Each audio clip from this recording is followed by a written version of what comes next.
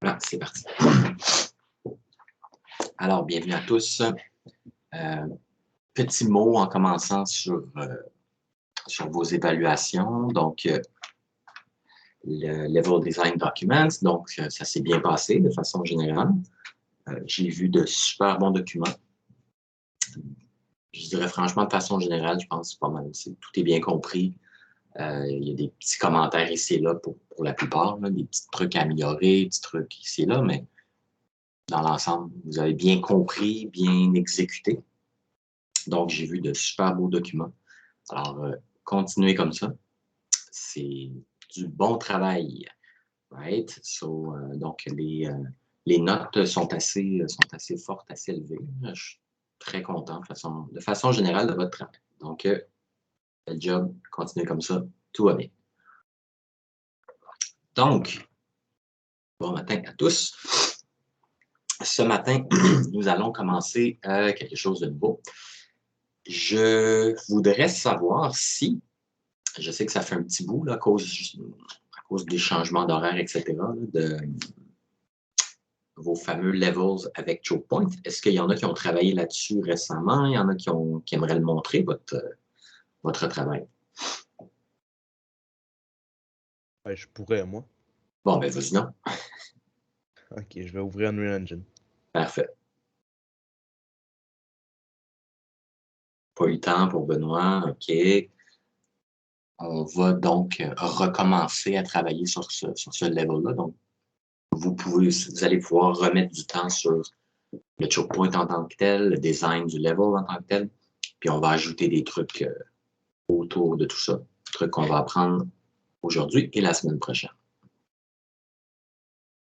Donc voilà, aujourd'hui, je vais, après avoir vu vos levels, donc on va commencer à voir quelque chose de nouveau. Je vais vous parler aussi un petit peu de ce qu'on va faire, donc le prochain cours, et puis, ben là, ouais, c'est ça, c'est un petit peu compliqué, il faut que je fasse du calcul mental. On est dans le cours numéro 7, on a le cours 8, on a le cours 9, puis on a une autre évaluation au cours 10. Donc, je vais déjà vous parler un petit peu de qu'est-ce qui s'en vient. Et je me souviens pas exactement, mais il y a ah oui, je pense que c'est décembre, première semaine de décembre. On va avoir 2 cours, lundi et mardi, pour rattraper le cours qu'on a sauté, en fait. Donc, voilà. On va arriver au même nombre de cours, mais juste qu'ils ne sont pas distribués de la même façon. Fait que je pense qu'on va avoir vu pas mal la plupart de la théorie. Jusque-là, ça va être plutôt du workshop, du travail sur votre projet final. Donc, on ne sera pas comme en retard par rapport à l'autre groupe ou quoi que ce soit. C'est juste un peu bizarre à gérer. Je fais juste parler à voix haute. C'est plus pour moi au niveau de gérer les semaines et tout, mais ça ne posera pas de problème pour vous, ça en fait pas.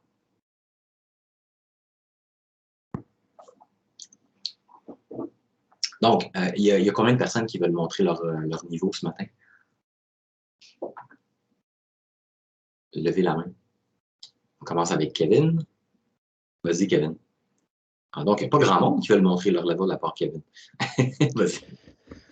J'ai aussi un problème, c'est avec Ouais. les effets spéciaux que j'avais mis. Lorsque maintenant je me mets en full screen puis je regarde les effets spéciaux, Ouais. ça lag. Ah, On va le ouais. voir ici. Ben, à moins que ça s'est réglé tout seul. Ah, on aimerait ça. Ouais, ça s'est réglé tout seul. Ah, tous les Donc, effets faisaient ça? non, seulement ceux-là. OK. Il y avait Okay. toutes les Ouais, petites les petites lumières rouges particules. revolaient partout, genre. Juste OK. en full screen. Ben, tu vois, tu es en 60 FPS, pas mal Ouais, constant. ouais là, ça marche, là, ça le fait plus. All right. Fait que là, c'est correct. Fait que Parfait, ça. là, avant, on avançait juste à la passerelle, mais là, je l'ai bloqué. Ah Fait oui. qu'un morceau de mur est tombé. Good. Fait que là, à la place, on doit passer par ici. Cool. J'ai fait ça ici. Ah, c'est cool. C'est comme une chute de Ouais, déchets, c'est si on veut. intéressant. Nice, Des nice. morceaux qui servent à construire justement les robots. Rouge, orange. Hmm. Ben là, c'est comme les restants, ben, ils tomberaient là-dedans. OK. Et, ici, on peut venir chercher quelque chose. Un objet à ramasser. Ça peut être Ouais. un arbre ou quelque chose. Puis lorsque tu le ramasses, il y aurait des ennemis qui sortiraient d'ici. Ouais. Par la porte là. Hmm. On va monter sur la passerelle ici. On va arriver dans une pièce avec des ordinateurs qui contrôleraient ça. Il y aurait des ennemis un peu partout ici, surtout en haut. Tu devrais soit grimper sur le bord puis aller les tuer ou monter ici par les marches, par la pente. Tu peux grimper par fais voir d'en bas. Ici, ben, tu pourrais sauter t'accrocher au Grimper. bord puis Ah, ok, monter. je Ouais, comprends. Ouais, ouais, ouais. parfait. Ouais. Parfait. Ici, tu devrais utiliser l'ordinateur. Je sais pas Mhm. encore pourquoi, mais tu devrais t'en servir. Ouais, c'est parfait. Peut-être pour fermer la chute de ça. Mhm. Puis tu arrives ici, l'autre côté. Ouais. J'ai mis du blocage ici parce qu'il y a des ennemis en haut sur la Ok, passerelle qui ouais, te tu as tireraient dessus. changé ça. Exact, Mhm. ça fait. Tu vas monter ici. Tu peux utiliser ça aussi comme cover maintenant. Mhm. Puis tu te dépêches de les approcher puis de les attaquer. Puis après ça, Le ici. jump. Mhm. Ouh. Puis après ça, j'ai rien changé d'autre. OK. Tu as changé beaucoup de trucs déjà, je trouve, dans la première partie. Ouais, j'ai rajouté les deux covers, puis c'est surtout la grande pièce que j'ai changée. Ouais. Puis d'avoir bloqué l'accès au début, Ouais. ben, je trouve que c'est une grosse amélioration. Ton level est intéressant du début, mais c'est plus, je dirais, le terme simple, c'est juste plus intéressant à naviguer. Il y a des détours. C'est beaucoup moins straightforward. C'est beaucoup moins ligne droite. OK, je vais là. Ah, OK, ben, c'est fini. Right? Il était beau, ton level, il était intéressant. Mais Mhm. je pense qu'au niveau gameplay, c'est beaucoup plus dynamique, beaucoup plus. Ça demande beaucoup plus aux joueurs. Puis, tu sais, ce que tu as ajouté, c'est que tu as bloqué un passage, tu as créé deux pièces, Ouais. puis tu as mis du covering de l'autre côté aussi. Puis Mhm. franchement, je trouve que ça a tout changé. Assure-toi, là, ici, je pense que tu l'as testé quand même, qu'on ne peut pas cheater, tu ne peux pas te mettre sur la rampe. Je peux pas. Non. Tu as mis un blocking volume, j'imagine? Ouais. OK. Ben, j'ai mis la rampe par-dessus invisible qui servirait de mur invisible. OK.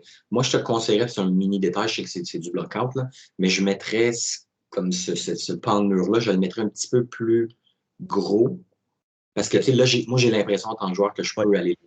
Puis, comme on en a parlé, quand le blocking volume, c'est un mur invisible, c'est frustrant. Tu sais. Ouais. Fait que c'est un micro-détail, il n'y a rien là. Fait que ça, c'est Ok. cool. Ça ajoute aussi au niveau de l'histoire du level, comme oh, il s'est Mhm. passé quelque chose, un pan de mur qui est détruit. C'est plus riche. Il y a comme un petit peu de backstory. On suspecte qu'il est arrivé quelque chose. Ça, c'est toujours winner. Puis après ça, les pièces que tu as faites supplémentaires dans ce coin-là, c'est très cool, ça. Très cool. Puis, tu sais, c'est ça, j'aime ton commentaire de ben là, on va aller à l'ordi, puis je sais pas pourquoi, là, je sais pas qu'est-ce que ça va faire. C'est pas grave. C'est pas grave. C'est pas toi qui écris l'histoire nécessairement, mais tu mets des game beats qu'on appelle comme ah, il y a un événement, il y a quelque chose qui va se passer qu'il faut qu'on fasse quelque chose. Puis ça, en termes de level design, c'est très cool. Après ça, un writer, là, un narrative designer ferait ah, ok, cool, ça me donne une idée. OK. Puis, that's it, là. Tu n'as pas besoin de faire le jeu au complet, puis te casser la tête. Tu le sais que il faut qu'on aille là, il faut qu'on active l'ordi. Raison X, Y, Z. Ça, on en fait plein des trucs comme ça. C'est Mhm. parfaitement normal. Fait que c'est très, très bien. J'aime beaucoup ça. Puis Euh, pour ton truc de VFX, euh, écoute, je me permets de dire, est-ce que ton slowdown, là, ton lag, est-ce que c'est arrivé une fois ou tu l'as testé deux, trois, quatre, cinq fois puis c'était la même chose?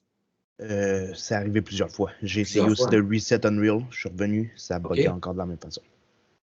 Oh, OK. Là, ce matin, c'est correct. Mhm.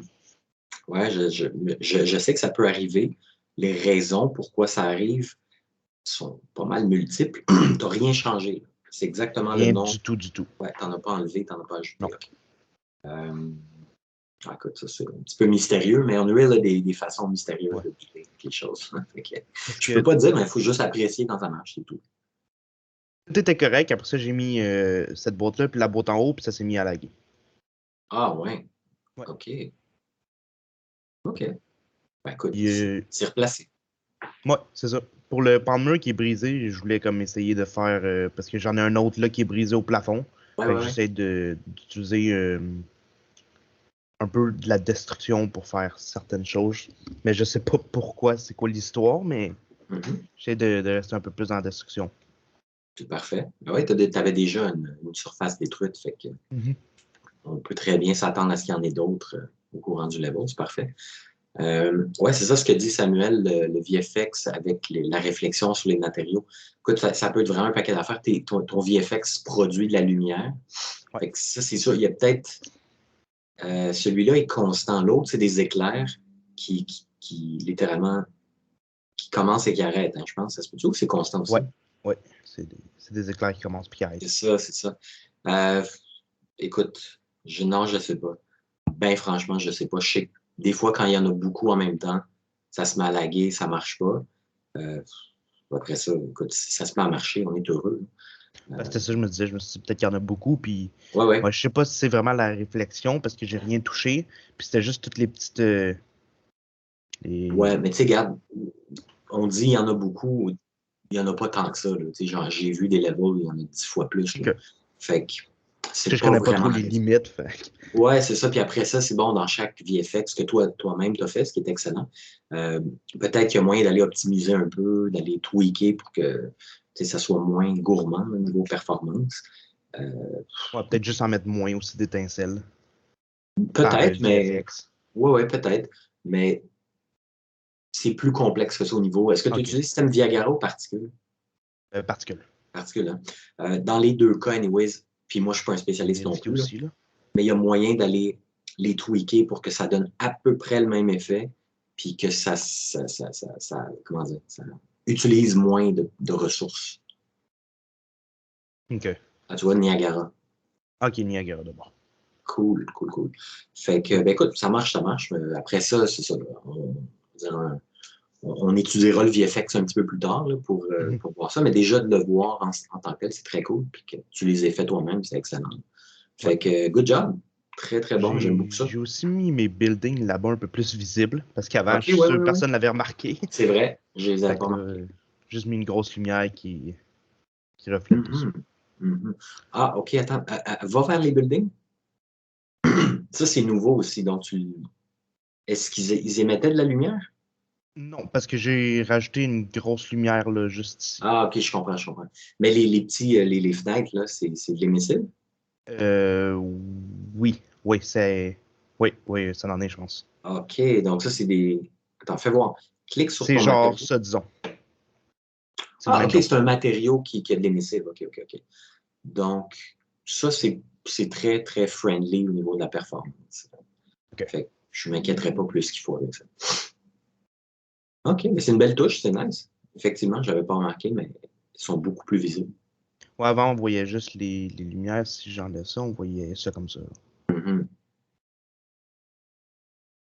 OK, c'est cool. Tu sais, pour la performance dans le futur, parce que là, c'est un block-out, là, mais ça suppose qu'il y aurait des mèches de building qui viendraient se mettre. Ouais. Si c'est loin puis c'est sombre, on va mettre ce qu'on appelle un backplate, qui est comme une grosse image en très haute résolution. C'est dans un cas où c'est, mettons, le jour, puis on peut voir au loin, on veut des objets 3D pour vraiment avoir l'effet de profondeur. Mais dans un contexte, c'est loin, il fait sombre, on ne voit pas de façon très claire, on met un backplate, puis ça fait une super belle job. C'est comme en matte painting en cinéma. Une image super haute résolution. Mais, OK. mais c'est très cool. Les éléments de gameplay sont vraiment intéressants. Bonne job. Merci. Très bon travail, merci. Merci, Kevin. Cool, cool, cool. Ouais, c'est ça, Samuel, ça peut être vraiment un paquet d'affaires au niveau et des VFX et des lumières quand on en a plusieurs, là, qui s'accumulent.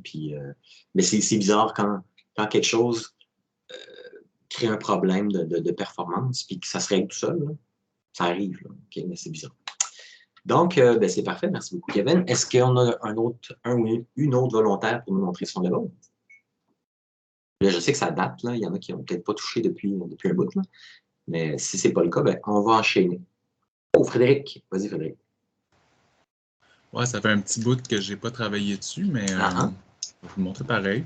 Parfait. On aime ça. C'est pas finalisé comme les autres. Là. Moi, j'avais vraiment fait du bloc-out. Il n'y a aucun problème.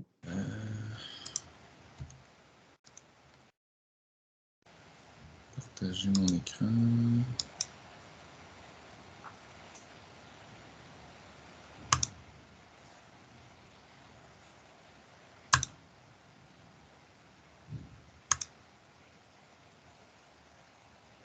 Good. OK. Fait que dans le fond, la dernière fois, j'avais travaillé sur un jeu, dans le fond, avec un personnage là, qui était comme catapulté dans le futur, puis qui devait gérer son stress post-traumatique. Fait que j'ai repris le même jeu. C'est comme si c'était en fait la suite là, du jeu. Que le personnage, après avoir atteint la ville rebelle, il réussit à gagner leur confiance, fait une couple de missions, puis éventuellement, il va être impliqué dans une mission de furtivité où ils doivent rentrer pour saboter une fabrique de robots nazis. Okay. Fait que, c'est ça. Là, dans le fond, on rentre par un... Là, c'est juste pour montrer là, que on rentre par une genre de bouche d'aération. Puis après ça, mais c'est vraiment de la furtivité, là, fait qu'on va vraiment se cacher. Là, on voit qu'il y a comme quelque chose en construction. Puis le but aussi, c'est de découvrir des informations, puis éventuellement réussir à saboter, mais c'est pas obligatoire. Fait que là, j'ai un petit peu de blocade, en fait, de cover ici. Mais c'est vraiment... Mon concept de mon niveau, c'est pas de tirer le monde, parce que le concept de mon jeu, c'est que comme quand tu tues un humain, c'est pas banal, fait que tu essaies d'éviter ça. Fait que là, dans le fond, on peut venir un peu espionner ici, puis éventuellement tirer sur ces deux bonhommes-là qui sont des scientifiques en train de travailler sur un nouveau modèle de robot qui n'était pas connu, mais qui fait vraiment peur quand les rebelles le découvrent. Mais en fait, le vrai chemin qu'on aimerait, si on veut vraiment faire de la furtivité, ce serait de passer par ici, puis d'aller dans le... Il y a comme une espèce de console ici, là, un point de vue, avec des ordinateurs, tout ça. Puis dans le fond, ici, l'autodestruction de la place, elle va pouvoir être activée à partir d'ici, mais ça prend 2 clés qui doivent être tournées en même temps, là, comme on voit dans les films là, quand ils partent des armes nucléaires, là, quand on déclenche une guerre nucléaire. Ça ici, dans le fond, ça, les petits robots et foirés, là, ça c'est des sentinelles, dans le fond. Fait qu'eux autres, ils vont être en déplacement, puis il va falloir éviter qu'ils nous repèrent. Ça va être vraiment plus, c'est ça, de la furtivité. Est-ce qu'on peut les tuer? En passant par ici, on est capable d'accéder, dans le fond, au 2e niveau. Là, j'ai des rampes.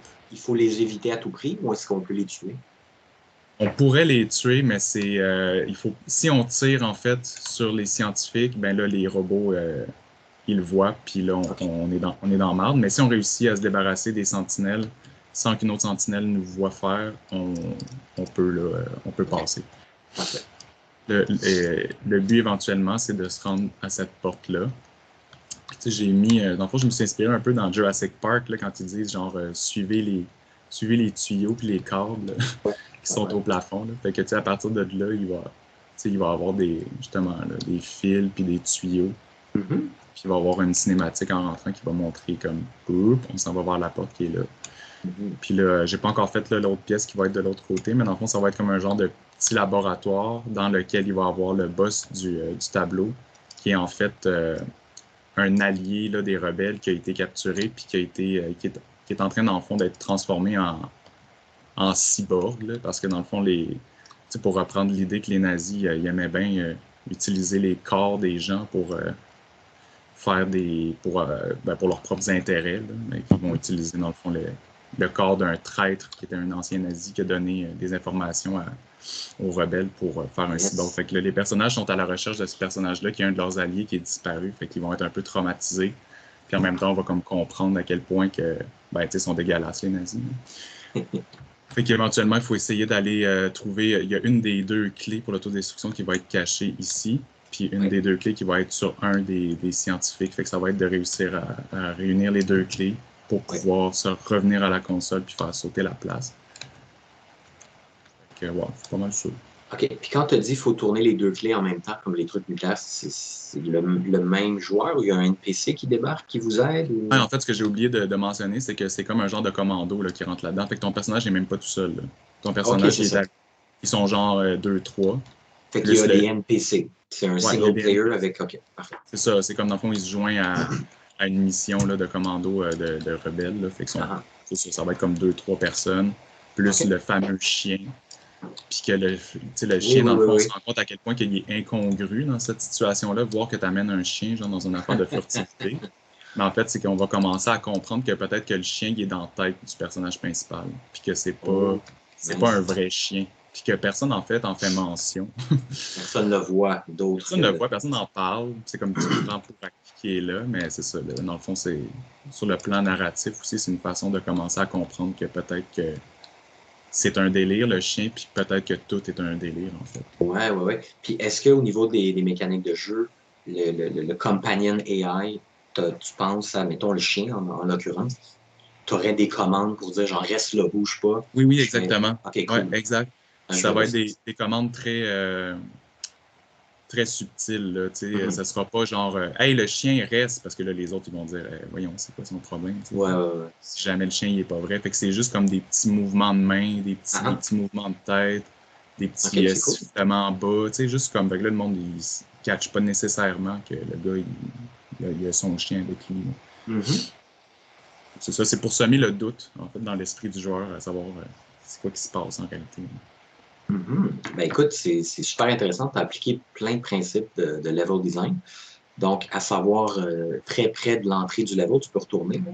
Dès Ouais, qu'on arrive dans le level, ben, on peut qualifier l'énorme robot comme un espèce de landmark. Comme ouais, on voit exactement. quelque chose, un point d'intérêt C'est qui est, ça. c'est pas, ben, c'est comme un peu la destination finale d'une certaine façon. Ouais, c'est central, mais en fait, c'est parce que c'est aussi, ça fait partie de. Ça donne une motivation principale pour Mhm. saboter la place parce que là, on se rend compte qu'ils sont en train de travailler sur un nouveau modèle qui pourrait faire vraiment mal aux rebelles, tu sais. Exact. Puis ça vient recouper un autre principe en tant que tel qui n'était pas dans la liste des principes qu'on a vus, qui est de créer des moments qu'on appelle des wow factors. Que quand on fait du level design, peu importe comment on s'y prend, on veut le plus possible faire des moments, créer des moments où le joueur va faire wow, ou bien wow, c'est donc bien beau, c'est un beau paysage, c'est cute, ou bien Mhm. wow, ok, ça c'est débile, genre le robot est énorme, puis comme est-ce que je vais me battre contre le robot? Puis là, tu comprends la Ouais. mission, non, il faut que tu le désactives, whatever. Mais c'est impressionnant, c'est comme oh, ok, ça se démarque de d'autres missions, d'autres jeux. Fait que ça, c'est très cool. De deux aussi, quand tu disais les films, ça c'est super intéressant. Ça, c'est le principe de suivre les lignes, de créer des lignes vers la destination. OK? Mhm. Fait que, je veux dire, il n'y a pas de meilleur exemple que dans un contexte industriel, science-fiction, whatever, avec des câbles, des fils, la géométrie qui est disponible, ou dans la nature, des fois des racines dans le sol, des branches, etc., tout orienté vers la destination.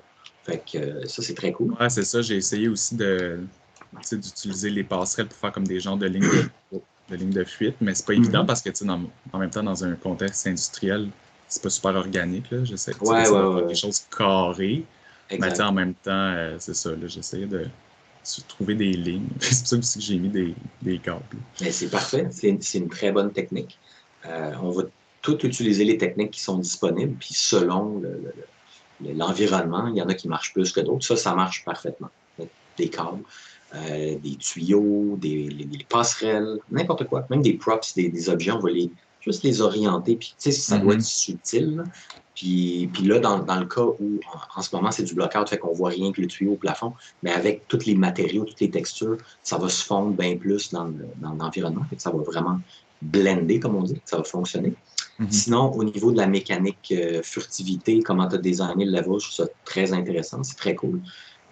C'est vraiment bon, peu importe, mettons, dans le cadre du même jeu, que tu as des missions plus go, go, go, là, on fonce dans le tas, puis des missions plus furtives. C'est cool d'alterner entre les deux. Puis, ben voilà, la façon dont tu as planifié ton level. Là, il ne resterait plus qu'à déterminer, par exemple, le AI, la patrouille, là. Tu sais, les Mhm. cyborgs, là, ça serait quoi exactement leur pattern? Euh, Ouais. Est-ce que ce Ben, serait c'est ça rapide? Ce ce serait que j'avais facile? pensé, c'est qu'en fait, le joueur, il serait tenté de prendre le chemin le plus court, donc de monter Ouais, ici, de s'en aller là, puis aller direct. Mais ça va être très difficile à cause du exact. pattern C'est ça de qu'il la faut faire. patrouille. Fait Ouais. qu'il va falloir peut-être qu'il préfère passer par en bas, essayer d'être le plus. C'est super tough aussi de réussir Mhm. à passer par ici, de Ouais. faire le tour. Puis j'avais pensé aussi dans le scénario que au moment où le joueur atteint un certain endroit, peut-être genre ici, où ce qui n'est pas visible de la porte que là, ben Mhm. ici, il va y avoir un officier, dans le fond, qui va arriver avec deux, trois personnes, tu sais, comme un genre Ouais. d'officier qui vient visiter, là, qui vient visiter Mhm. la fabrique. Yes. Fait que là, ça va être un stress de plus parce que là, tu vas. Mais en même temps, ça va détourner l'attention des chercheurs qui vont aller leur parler de tout ça. Mais pendant ce temps-là, il faut que tu te dépêches là, à passer. Je comprends. Je te dirais, j'ai le sentiment sur tes passerelles, peut-être faudrait offrir aux joueurs une façon de se cacher, d'une façon ou d'une Ouais, autre. ouais, Un c'est petit ça. peu de covering, parce que là, t'es à Ouais, mes découvert rampes partout. Ouais. sont transparentes. Ben, tu sais, ça peut être aussi simple que, c'est ça, certaines rampes, tu mets un panneau. Ouais. C'est pas partout, mais certaines. Mhm. Donc, il y en a où tu es visible. Donc, il faut que tu te crouches, tu t'accroupis. Tu es Mhm. derrière ceux qui te cachent, si tu veux. Là, tu vois la patrouille, tu vois qu'il il va là, ok, c'est cool. Fait que ça peut créer des moments de tension intéressants. Puis, c'est comme un petit puzzle à résoudre en temps réel, là, qui Mhm. peut être le fun. Tu n'as pas besoin nécessairement de mettre des props partout, des crates partout. Tu peux utiliser d'autres techniques comme ça, puis peut-être voyons, une barrière, mettons, qui est sur le côté, qui est un peu croche, qui fait en sorte que ça t'offre peut-être un autre Mhm. coverage. Ouais. Fait Ouais, que c'est ça, bon. c'est cool. Moi, je te dirais, moi, j'aime beaucoup, puis il n'y a pas de règle absolue, mais j'aime beaucoup avoir une ligne directe, courte, mais intense, comme vraiment challenging. Puis un autre chemin, on parle de chemin, là, comme Mhm. du point A au point B, c'est plus court, c'est plus dur. Puis l'autre mode alternatif, le parcours alternatif, c'est plus long, ça doit être aussi challenging. Ça doit pas être super facile. Ouais. Mais il faut que tu doses que si c'est plus long, il faut que ce soit un petit peu moins difficile, Ouais, c'est ça. C'était ça généralement. aussi tu sais, le concept de ce C'est passage-là. ça. Mais je me demande, avec les deux sentinelles qui sont autour du gros robot, est-ce que c'est vraiment plus simple de passer par là ou c'est Ben, en tout fait, aussi ici, intense? là, j'avais pensé rajouter du covering ici. Là, fait que finalement, pour Mhm. que tu puisses passer ici, passer, mettons, en arrière de ça, OK, ici, ouais. OK. de pouvoir comme longer le mur. Là, fait qu'il faudrait OK, que je si tu rajoute ajoutais ça, ouais, là, ça ça. ajouterait un Pouvoir qu'il élément. y ait un peu de couverture ici, Ouais. pouvoir passer là. Puis là, comme tu dis, rajouter aussi peut-être de la couverture là, au niveau des rampes. C'est ça, parce qu'exactement comme ce que Samuel dit, moi, c'est un petit peu le feeling que j'ai aussi. En ce moment, comme tu le présentes, ton level, là, tu viens de parler d'ajouter le coverage. Déjà, ça vient de changer la Mhm. donne. Puis après ça, sur les passerelles, si, tu sais, là, je te l'ai dit, là, les passerelles, tu es à découvert 100%. Fait que si tu fais Mhm. plus de temps sur la passerelle, c'est plus dur. Ouais. Right? Fait que définitivement, donne au player l'opportunité d'être furtif, de se cacher, d'être safe, qu'il y ait Mhm. des zones safe sur la passerelle.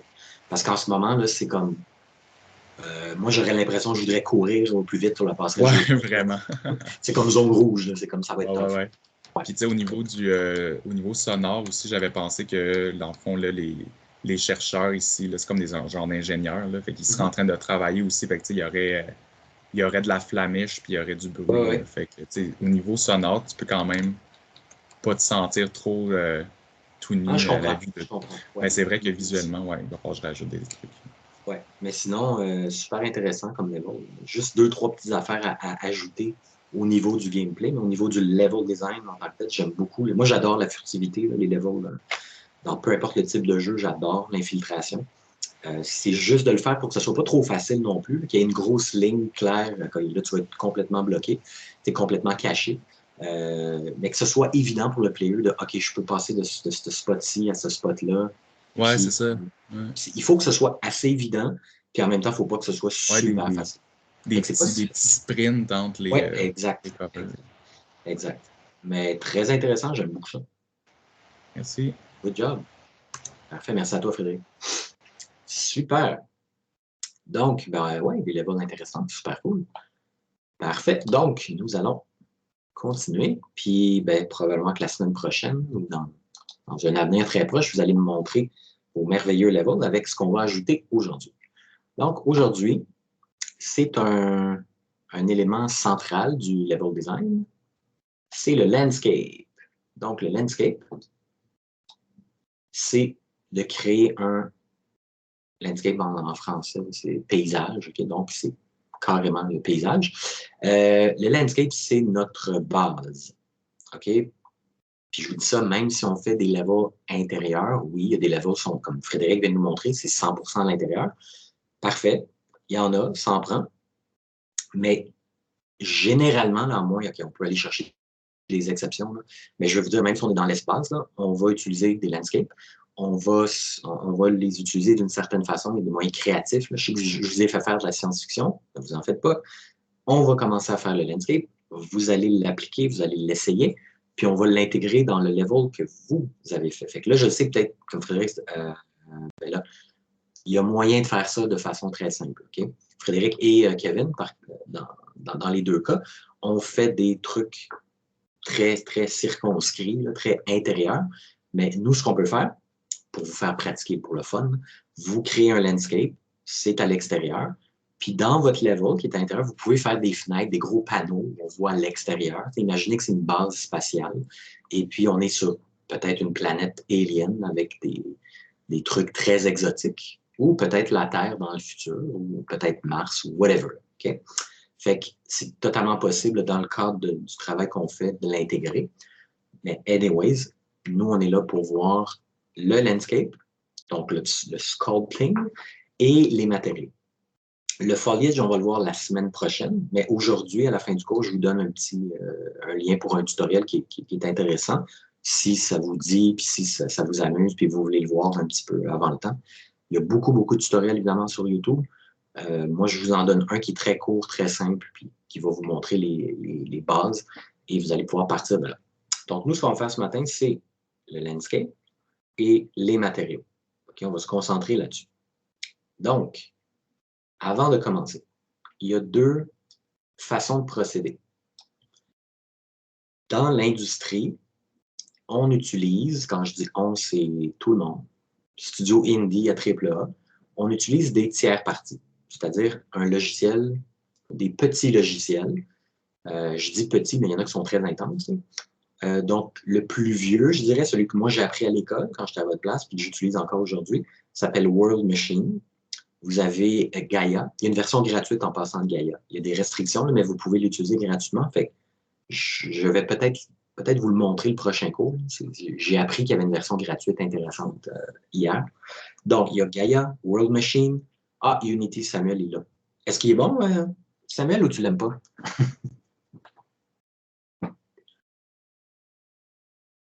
Donc, les principaux sont ceux-là, le World Machine. Gaia, c'est un peu récent. Je tape pas vite. Oui, vas-y, non, vas-y. C'est ça, c'est super bon pour procédurel, mais aussi tu peux travailler avec des stamps. OK. Puis c'est vraiment le fun. Tu peux aller exporter, les travailler, puis après ça, tu peux les réimporter ou tu peux te fier sur, cool, mettons, Google Maps. Tu peux aller chercher une map de topographie. Puis là, il va être transporté dans Gaia. C'est vraiment puissant, mais je pense pas qu'il y ait cross-platform. C'est pour ça que j'avais fait mon petit smiley down. Il est parce qu'on produit une hype map. Au niveau de réimporter, ça, je ne sais pas. Franchement, je ne peux pas te le dire. Mais c'est ça. Je vais juste expliquer un petit peu plus pour ceux qui ne sont pas familiers. Donc, les logiciels World Machine, Gaia, il y a Terraformer, je pense TerraGen. Non, c'est TerraGen. Puis un très, très, très populaire, c'est World Creator, qui est surtout utilisé par les studios AAA. Mais tous ces trucs-là, c'est des générateurs de height-map. Okay? Donc, ça génère un terrain, donc un landscape immense, immense ou petit, là, on le contrôle. Puis on ajoute des montagnes, on ajoute de l'érosion, on ajoute des canyons, toute une topographie. Là. Prenez une map topographique, puis on peut tout faire ça. Et puis, on l'importe. On peut aussi faire les textures, mais honnêtement, je vous le recommande plus ou moins. Là. Mais c'est possible dans les logiciels en question. Puis on importe ça dans Unreal ou dans Unity. Oui, Samuel? Ouais, je me demandais s'il y avait du streaming, parce que moi, j'avais combiné avec un autre outil, puis je pouvais faire des immenses maps. J'avais fait une immense map pour mon prototype, puis il loadait juste, en fait, soit dans mon pad caméra ou les cases adjacentes du niveau, fait que ça permettait de sauver vraiment beaucoup de frames per second. Oui. Écoute, dans Unreal, il y a à peu près 6 mois, là, dans une des récentes updates, ils ont implémenté le mode Open World. Puis dans Unreal 5, il est totalement intégré, le mode Open World. C'est World Partition qu'ils appellent. Donc, en gros, puis ils montraient dans l'espèce de démo qu'ils ont faite, le Land of the Ancient, je ne sais pas quoi, ils montraient exactement ça. Fait que, pensez à n'importe quel Open World, multiplié par 4 ou par 8, là, puis vous pouvez avoir cette dimension-là. Puis au niveau des performances, c'est comme si c'était, mettons, 8 cases comme ça, qui sont gigantesques, ou 16 ou 32, ou je pense que la limite est très, très, très haute. Puis en gros, c'est que la caméra va juste loader ce qui est visible. Puis tu peux lui déterminer. T'sais, admettons que là, tu mets des montagnes partout. Fait qu'en arrière, je veux dire, on ne peut pas voir quoi que ce soit, ben, tu détermines, OK, la caméra, là, la case, mettons, ça c'est A1, ça va être A2, A3, whatever. Tu lui dis, OK, ben, quand on est dans A1, A2, on ne peut pas le voir. Fait tu le désactives, tu le destream, tu l'exclus du render. Donc, ça fait en sorte qu'on peut faire des jeux open world, avoir des mondes gigantesques.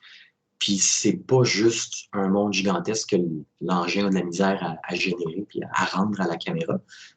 Tout est fait pour que ça soit très facile à utiliser. Okay? Fait que, ouais, c'est un bon commentaire, Samuel. C'est de plus en plus poussé Unreal vers les... leurs clients, c'est beaucoup les AAA. Fait que, il y a beaucoup d'open world qui sont très populaires dans cette catégorie-là. Donc, ouais, les outils sont là pour que ce soit facile. Ouais, j'ai vu Nanite aussi là, qui permet de sauver beaucoup de performance. C'est vraiment exact. Exact. Donc, ça va tout ensemble. C'est ça. Le but est un peu d'avoir de plus en plus de quantité sans que ça impacte les performances. Donc, voilà. On va commencer, on va faire un petit test avec ça. Je ne peux pas vous donner le software. Je ne veux pas qu'on passe du temps là-dedans ce matin. Probablement la semaine prochaine, on va peut-être le regarder un peu, Gaia. Mais ce que ça fait, c'est que ça fait comme un gros travail de sculpting. Vous importez une height map, je vais vous en fournir un. Vous allez pouvoir le tester. Par contre, la mienne est gigantesque, c'est juste ça le problème. Mais anyways, donc on va faire le mode, je vous dirais, j'aime pas utiliser ce terme-là, mais le mode standard de l'industrie, on va dire comme ça. C'est pas mal comme ça qu'on part tout le temps. OK? Mais nous, ce qu'on va faire ce matin, c'est qu'on va partir from scratch. On va avoir un landscape complètement plat, puis on va explorer les outils de sculpting, on va voir tout ce qu'on peut faire avec ça. Puis on peut faire la même chose, là, en passant. OK? Juste que c'est beaucoup plus long. Parce que ça, c'est, vous le voyez, c'est Procedural Terrain Creation. Si tu mets des valeurs, tu plugs des nodes, c'est comme les blueprints qu'on va voir bientôt. C'est des valeurs que tu plugs avec genre érosion, tu mets une valeur, tu mets etc. Tu le plugs dans un autre truc. C'est compliqué à expliquer, mais visuellement, c'est très simple à comprendre. Il n'y a rien de bien compliqué là-dedans. Tous ces softwares-là fonctionnent plus ou moins de la même façon. Fait que donc, on crée un monde, si vous voulez, une map, puis on l'importe en height map. Donc, c'est de l'information qu'on vient mettre dans Unreal. Fait que, voilà, je vous lis le début. Ça, en passant, j'ai pris ce petit guide-là, c'est un cours complet là, qui est très intéressant. Je me suis donc inspiré. J'ai pris The World of Level Design. C'est un excellent site web qui regroupe des podcasts, des entrevues et des tutoriels. Et ils vendent des cours aussi. Là. On n'est pas là pour vendre des cours ni acheter des cours. Donc, je trouve que c'est excellent. C'est une méthode. Okay? Je vous montre une méthode précise qui est la leur ce matin. Il n'y a pas une seule façon de procéder, encore une fois, mais je trouve que ça, c'est une excellente façon. Fait qu'on va commencer comme ça. Je vous lis le petit préambule. Donc, by using external height map generators, I might be able to wow you with the result. Fait que ça, c'est ça qu'il faut comprendre. Avec ces softwares-là qu'on utilise dans l'industrie, qui sont standards, on fait quelques manipulations, clac, clac, clac, on plug des nodes, on fait export, on l'amène, puis bam! Bon, ça, c'est pas le meilleur résultat au monde, mais c'est déjà, wow, c'est super beau. Et ça nous facilite le travail. Ouais. Ça accélère le processus beaucoup. Mais nous, ce qu'on va faire aujourd'hui, c'est qu'on va le faire à partir de rien. Un terrain plat, plat, plat. But I will lack the essential skills for creating landscapes. Parce que quand on importe ça, on vient le resculpter. OK? Donc, toutes les brushes, toutes les techniques, il faut les connaître aussi. OK? Facilite, ça nous facilite. Merci. Good. Donc, I hate to completely sidestep this entire process of being able to sculpt my own landscape manually. Il faut vraiment apprendre les techniques. Okay? Parce qu'en tant que level designer, ça, c'est une partie de notre job. Okay? Il y en a qui se spécialisent là-dedans puis qui font vraiment beaucoup de ça, puis des trucs super réalistes ou très stylisés, mais il faut que ça soit fonctionnel aussi pour notre jeu. OK? Ça veut dire de s'assurer que toutes les orientations. Vous avez tous joué à Skyrim, là, où la plupart, il y a des montagnes qu'on peut monter, ouais, on peut plus monter. Il y a plein de jeux comme ça. Il faut s'assurer que tout soit navigable. Puis, oui, chaque mètre carré d'un immense terrain, il faut le tester faut le resculpter. OK, ça, ce bout-là, on va faire un petit plateau, un angle à peu près à 15, 20 degrés. Oups, ça, c'est trop pic, on ne peut pas monter là. Il faut le tester partout, partout, partout.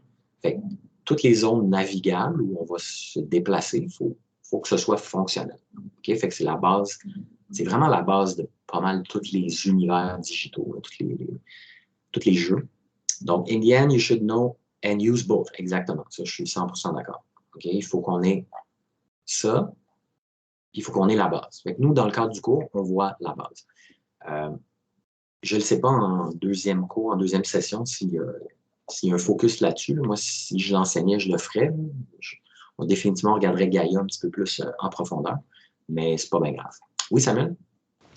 Oui, ça, j'allais dire. Ce qui est le fun avec Gaïa, c'est que tu peux quand même retourner aux outils de scouting. Tu peux y mettre des règles. Fait que si, mettons, tu as comme des différents matériels, tu as de la terre, tu as de la terre avec du gazon, ben, tu peux dire, mettons, à tel angle, ben, applique. Fait que là, mettons que tu rescules ton terrain, puis là, tu as le lit d'une rivière, puis tu veux juste élargir ta rivière, ben, il va replacer, mettons, les roches sur le bord de la rivière, puis après ça, tu vas avoir un petit peu de terre, puis après ça, tu vas avoir le gazon. OK, au niveau de la géométrie. Règles.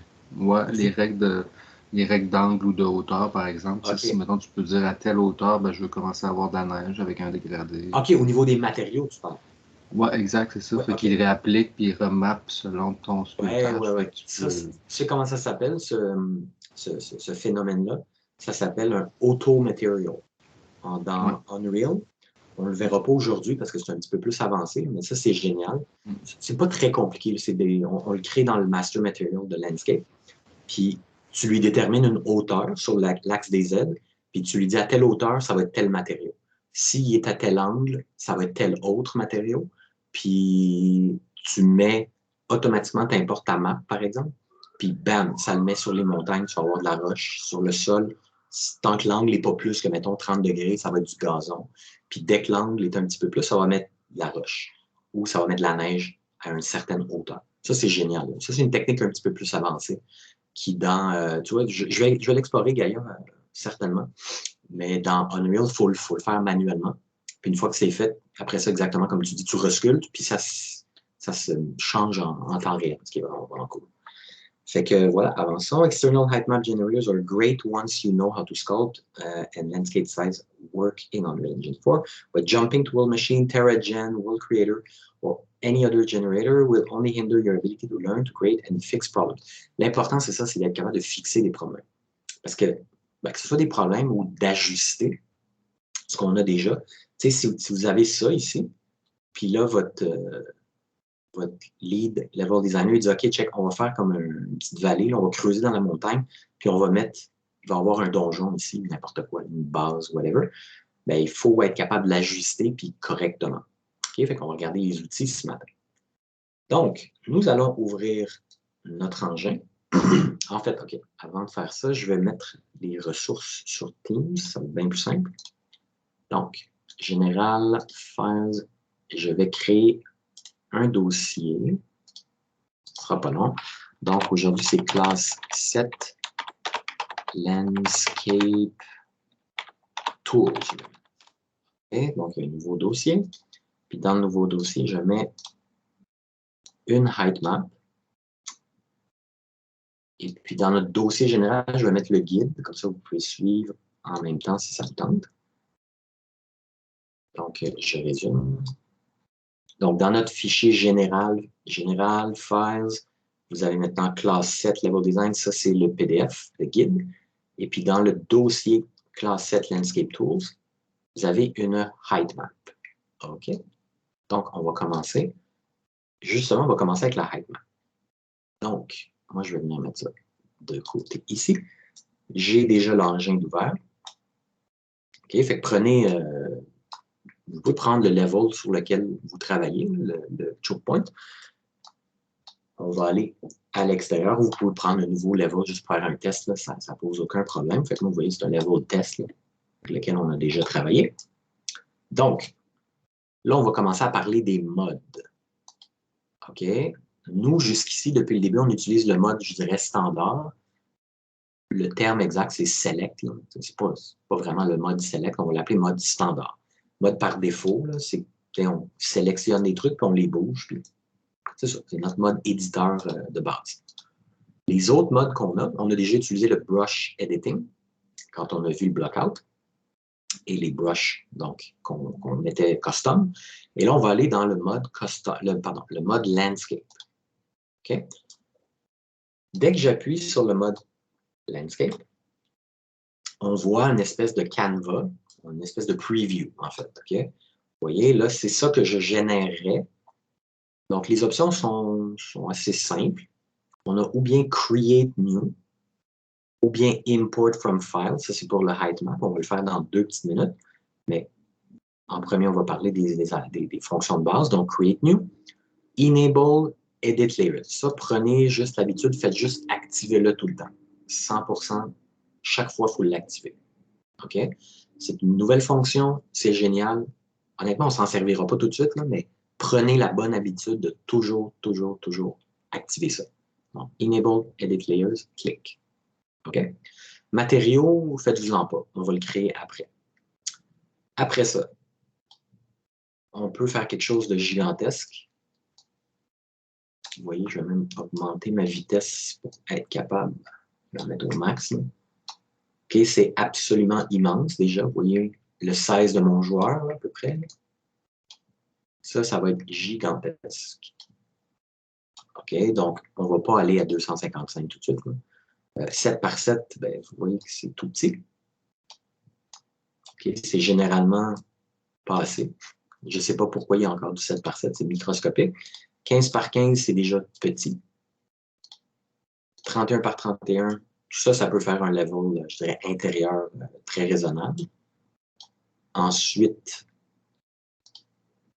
63 par 63, c'est un petit level extérieur. OK, on a déjà de quoi faire.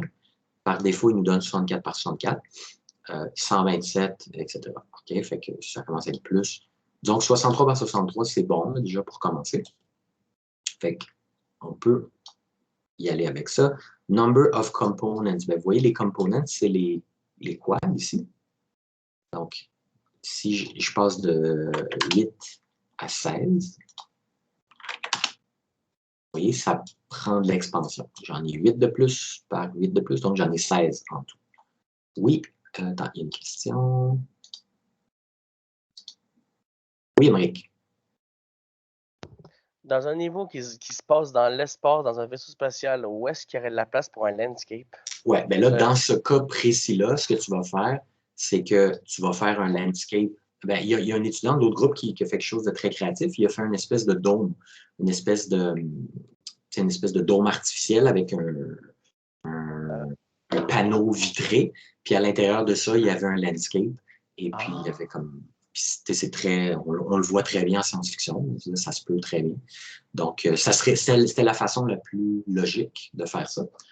Tu peux faire aussi qu'il y a une planète en dessous, pas loin, puis ton vaisseau, il est en orbite, mais là, c'est sûr qu'il faudrait qu'il soit loin. Mais là, c'est juste pour le bien de pratiquer ça puis de l'appliquer dans votre level. Fait que je sais qu'il y en a qui ont fait des vaisseaux spatials. Je vous dirais, le plus simple, ce serait ça. Fait que vous pouvez ou bien modéliser ou bien juste mettre une espèce de cylindre très plat, très grand, puis vous mettez votre landscape par-dessus. OK? Donc, ça va fonctionner très bien. Good. Donc, on va revenir à ce qu'on avait, 8 par 8, on ne sera pas trop gourmand. Puis là, la résolution, est-ce que ça va, Émeric?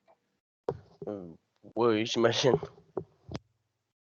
Ben, il y a plusieurs façons. Ce serait pas évident. Ouais, ce serait pas évident. Ouais, ben, écoute, regarde, l'idée, là, c'est de pratiquer le landscape, c'est de te faire utiliser les outils. Pour l'instant, toutes les levels qu'on fait, c'est de la pratique pour appliquer des trucs très précis. On n'est pas là pour faire un jeu qui fonctionne nécessairement avec une histoire. C'est juste de pratiquer des outils et des techniques. Là. Fait que moi, ce que j'ai vu de l'étudiant qui l'a fait dans l'autre groupe, c'était vraiment, vraiment bien. C'était vraiment cool. Ça fonctionnait à 100%. Il avait fait une base, un énorme vaisseau spatial avec plusieurs niveaux. Puis son level avec les choke points, puis tous les trucs, tout était là. Puis un petit peu à côté, il y avait 2-3 trucs flottants comme ça. C'était vraiment super nice. Fait que, ça, c'est une façon de faire. Il y en a d'autres, mais ça, c'était très intéressant. Donc, parfait. Pour la résolution, là, c'est un petit peu technique, un petit peu compliqué. C'est en fonction des fichiers qu'on importe, où il y a comme tout un calcul complexe à faire. On ne se cassera pas la tête du tout. On va juste utiliser ce qui est standard. Okay? Section by component. 1 par 1, 2 par 2, oui, ça multiplie. Donc, on va tout s'en tenir avec des trucs standards ici. Okay? On ne va pas se casser la tête avec ça du tout, du tout. Fait que là, du moment que j'appuie sur Create, ça va me générer un landscape. Fait que je peux le faire immédiatement. Bam. Et voilà, j'ai mon landscape. Il a l'air de rien pour l'instant. Okay? Puis il y a aussi un gros quadrillage qui va être assez fatigant. On va venir régler très, très vite, vous en faites pas. Mais okay, je pense qu'on va commencer avec celui-là, puis je vais vous montrer le height map après. Donc, une fois qu'on a ça, on est toujours en mode landscape. Okay? Puis là, on a des outils, on a 3 tabs. On a Manage, Sculpt et Paint. Bon, Sculpt et Paint, assez clair. Manage, c'est pour sélectionner des sections. On peut en supprimer, on peut en ajouter, on peut faire quelques trucs. On n'utilisera pas ça ce matin. On va vraiment se concentrer sur le sculpting, qui est la base. OK? Donc, on a plusieurs brushes. Vous voyez, j'ai Sculpt, Erase, Smooth, Flatten, Ramp, Érosion et Hydro, Noise. On va se concentrer sur plus ou moins tous ceux-là. OK? Les autres, c'est des trucs un petit peu plus avancés dont on sert de temps en temps. Fait qu'on va vraiment se concentrer là-dessus. Plus loin, on a Strength, Radius, Fall-Off qu'on a ici aussi pour chaque outil. Okay? Si je clique sur n'importe lequel, vous voyez, on a toujours un Tool Strength, Brush Size, Fall-Off pour presque toutes. En fait, pour toutes les brushes, pas mal toutes. Puis on a d'autres fonctions pour certaines brushes spécifiquement. OK? Fait qu'en suivant la technique que je vous montre aujourd'hui, qui est une façon de procéder, c'est pas la seule, encore une fois, on va commencer par, en fait, je vais vous montrer un petit truc pour enlever l'espèce de grillage, le quadrillage, qui est juste, c'est pas un glitch, mais c'est juste un truc d'éclairage qui est fatigant. Moi, je veux l'enlever immédiatement. Fait que je vais vous montrer, il y a plusieurs façons, mais il y a une façon très, très simple. On va retourner en mode standard. Okay, donc, très simple. Je clique sur mode, je clique sur select. On va aller sélectionner notre source de lumière, qui est, je vous montre dans le panneau, light source, okay, la source principale, le directional light, qui est à stationary. On va cliquer sur movable, puis on revient sur stationary. That's it. On aurait pu aussi builder le lighting, mais ça, c'est un petit peu plus long, puis on ne veut pas faire ça. OK, fait que voilà, on a une belle surface, bien claire, bien nette. Oui, Kevin? Là, j'utilise pas mon level, j'utilise un autre level, mais dans mon level que je travaille dessus, j'ai enlevé la light source. Fait que je peux pas. Ah ben, il faut que tu réimportes une light source. Ah, OK. Mais OK, dans ton level, si tu veux, okay, ton level original où c'est sombre, comment tu ferais? Ben, tu ferais build lighting. Build lighting only. Dépendamment de ton level, c'est sûr que ça te prendrait un petit peu plus de temps, mais ça ferait la job. OK? Puis c'est sûr que peu importe où tu le mettrais, ton landscape, là, mettons que ça, c'est ton level qui est à l'intérieur, puis tu ferais une ouverture comme ici, mettons une fenêtre où on verrait ça va être en outil dans la fenêtre. Tu ferais une fenêtre comme ça où on verrait à l'extérieur. Ça prendrait, d'une façon ou d'une autre, ça prendrait un petit peu de lumière à l'extérieur, pas une lumière de jour comme ça, je comprends que ça ne fonctionnerait pas, mais tu irais chercher quand même un light source, puis tu réduirais l'intensité. Je te conseillerais quand même d'avoir une light source. Si je comprends pourquoi tu l'as délité pour un level intérieur, mais pour avoir l'extérieur, on ajusterait le skybox. Ça pourrait être juste des étoiles complètement noires avec des étoiles, fait que ça ferait espace, puis on mettrait une source de lumière plus subtile. Fait que ça serait une autre façon aussi. OK? C'est bon. Parfait. Oui, Émeric? J'ai pas la main levée. Non, il fait que Teams fait des siennes encore une fois. Pas de problème. Donc, retournons sur notre landscape. Et nous allons pouvoir commencer. Je vais aller un petit peu plus loin, là où on a juste le landscape. Et puis, on est prêt à commencer. Donc, on va commencer avec la brush de noise en premier. OK, là, on va ajuster un petit peu les valeurs. On va mettre ça vraiment bas. On va mettre 0.01. On va garder les autres paramètres comme ça. Puis au niveau de la brush, ben, vous voyez que je peux aller jusqu'à 8000. Puis c'est ça, on veut couvrir un grand terrain. Là, je vais revenir à une vitesse un petit peu plus haute pour ma caméra. Et puis, on va y aller. Fait qu'on va peindre un petit peu partout. OK, vous voyez ce que ça fait, le noise? Ça fait juste créer... Ben, c'est littéralement juste du noise. Donc, ça vient créer un peu de relief. OK, donc là, c'est la première passe. Donc, pas nécessairement super bien ajusté, puis comme je le veux, ça vient juste comme froisser un peu. C'est comme une feuille de papier qu'on aurait. Là. Puis on vient comme l'onduler ici et là. Puis là, il y a des endroits où c'est plus intense, des endroits où ça creuse, comme ici, puis des endroits où ça nous donne un petit peu de géométrie. Donc, une fois qu'on a fait ça, là, je l'ai fait, comme vous voyez, très random, là, en main levée. C'était rien de précis, mon affaire. Je vais repasser peut-être un peu ici. Donc là, vous voyez, tout mon terrain est affecté. C'est cool, mais là, il faut que je l'ajuste. La première étape, c'était de faire le noise avec 0.01. Et puis, on va revenir avec smooth. Puis smooth, on va le mettre un petit peu plus fort, comme 0.1. Puis je peux repasser ou bien que la même size de brush. Okay, smooth, qu'est-ce que ça fait? Ben, ça smooth. Okay, ça, c'est pas vraiment 150 façons de l'expliquer. Ça vient un peu enlever un petit peu de relief. Ça vient, je ne sais pas comment l'expliquer autrement que ça smooth. Hein. OK, donc au lieu qu'il y ait plein de petites ondulations, ça vient aplanir un petit peu notre affaire. Donc, ça, c'est une très bonne technique qui est loin de notre résultat final, mais c'est très bon de commencer par ça, parce que ça vient donner du relief à notre terrain avant qu'on commence à penser à des montagnes, à creuser pour un lac, etc. Ça vient déjà donner quelque chose d'un petit peu plus naturel, un petit peu plus organique.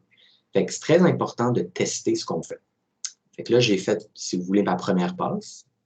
Donc, un peu de noise, un peu de smooth.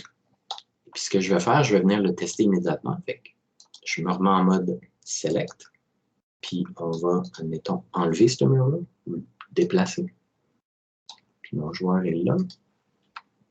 Je vais faire 180. Je vais enlever ça pour l'instant. L'amener à la limite. Et puis, on va tester tout ça.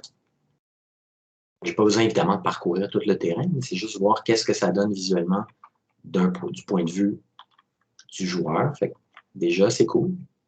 Comme première passe, j'ai un terrain qui n'est pas plat.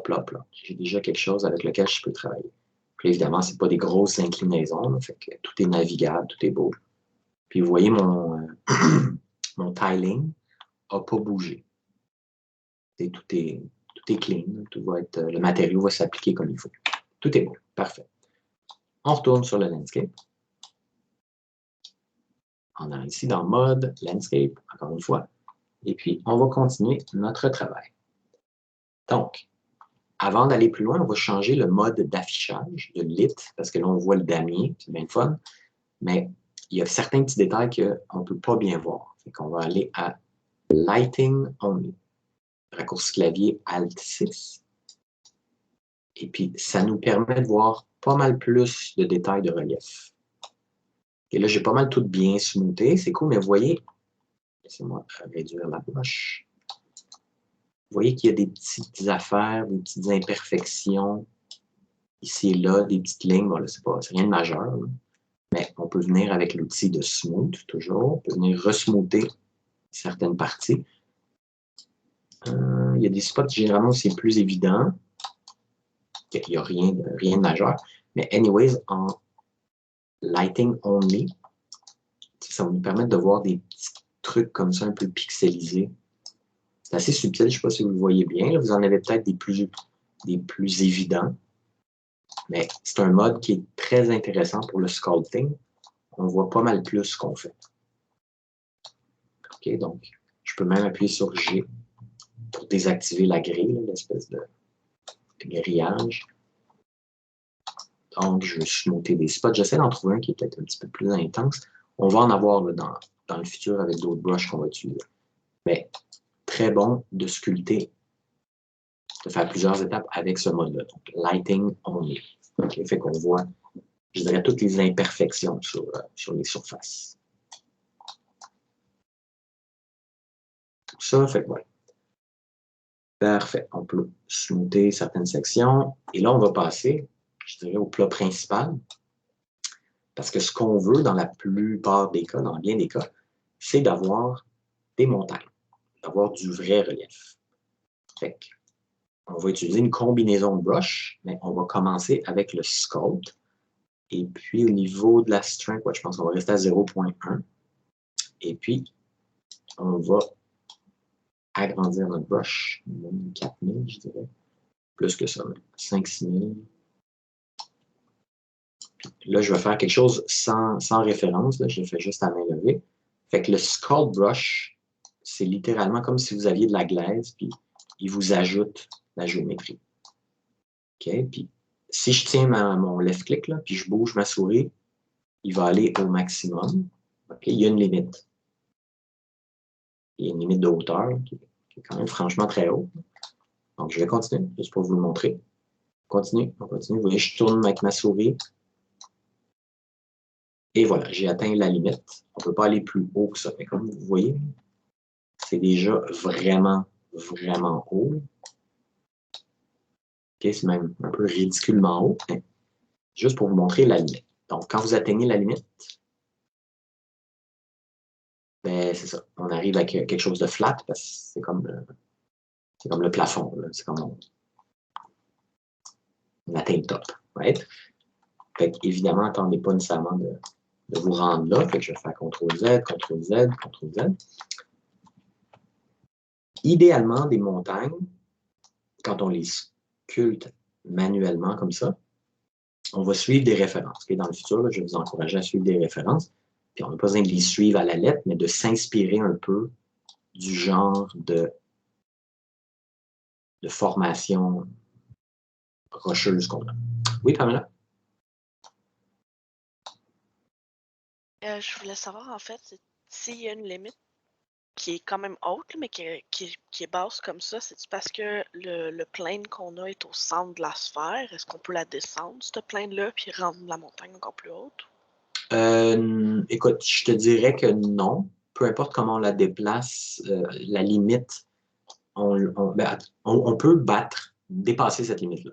Okay? Ce qu'on ferait, c'est très simple. Parce que la limite, elle est comme absolue. Là. Si on est dans un mode front, par exemple. Ouais. Tu vois, je ne peux pas dire le chiffre, là, mais il y a une limite X. OK? Mm-hmm. Mais très simplement, je me mets en mode sélection, je sélectionne mon landscape, puis je fais juste le descendre. Tu vois, parce que là, je suis à peu près au niveau 0. OK? Si je mets mon grillage, est-ce qu'on le voit? Grid. OK, pourquoi est-ce qu'on ne le voit pas? C'était pas mal ça ma question. Si on descend, mettons, le niveau complet sur le plane des ailes, bon, au final, la limite va être plus grande, mais c'est sans l'agrandir forcément, c'est ça. Tu vois, je peux le descendre vraiment beaucoup. Puis je pense, écoute, je ne l'ai jamais essayé moi-même, mais faisons-le. Landscape, Paint, Sculpt. La montagne la plus haute. Okay, regarde, on va aller plus vite. Je vais me mettre à 1. Le Tool Strength, ça devrait aller plus vite. Ah, fait que tu vois, non. La limite, elle ne change pas. La limite, puis je sais pourquoi, en fait, parce que la limite, elle est par rapport au landscape. Ton landscape, à l'origine, c'est un plane. OK? Mm-hmm. Fait que ce qu'on fait, ça stretch déjà énormément là, quand on fait. Puis là, je l'ai mal fait. C'est comme juste c'est des stretch polygons, j'imagine? C'est ça. C'est un énorme stretch qui est vraiment pas beau.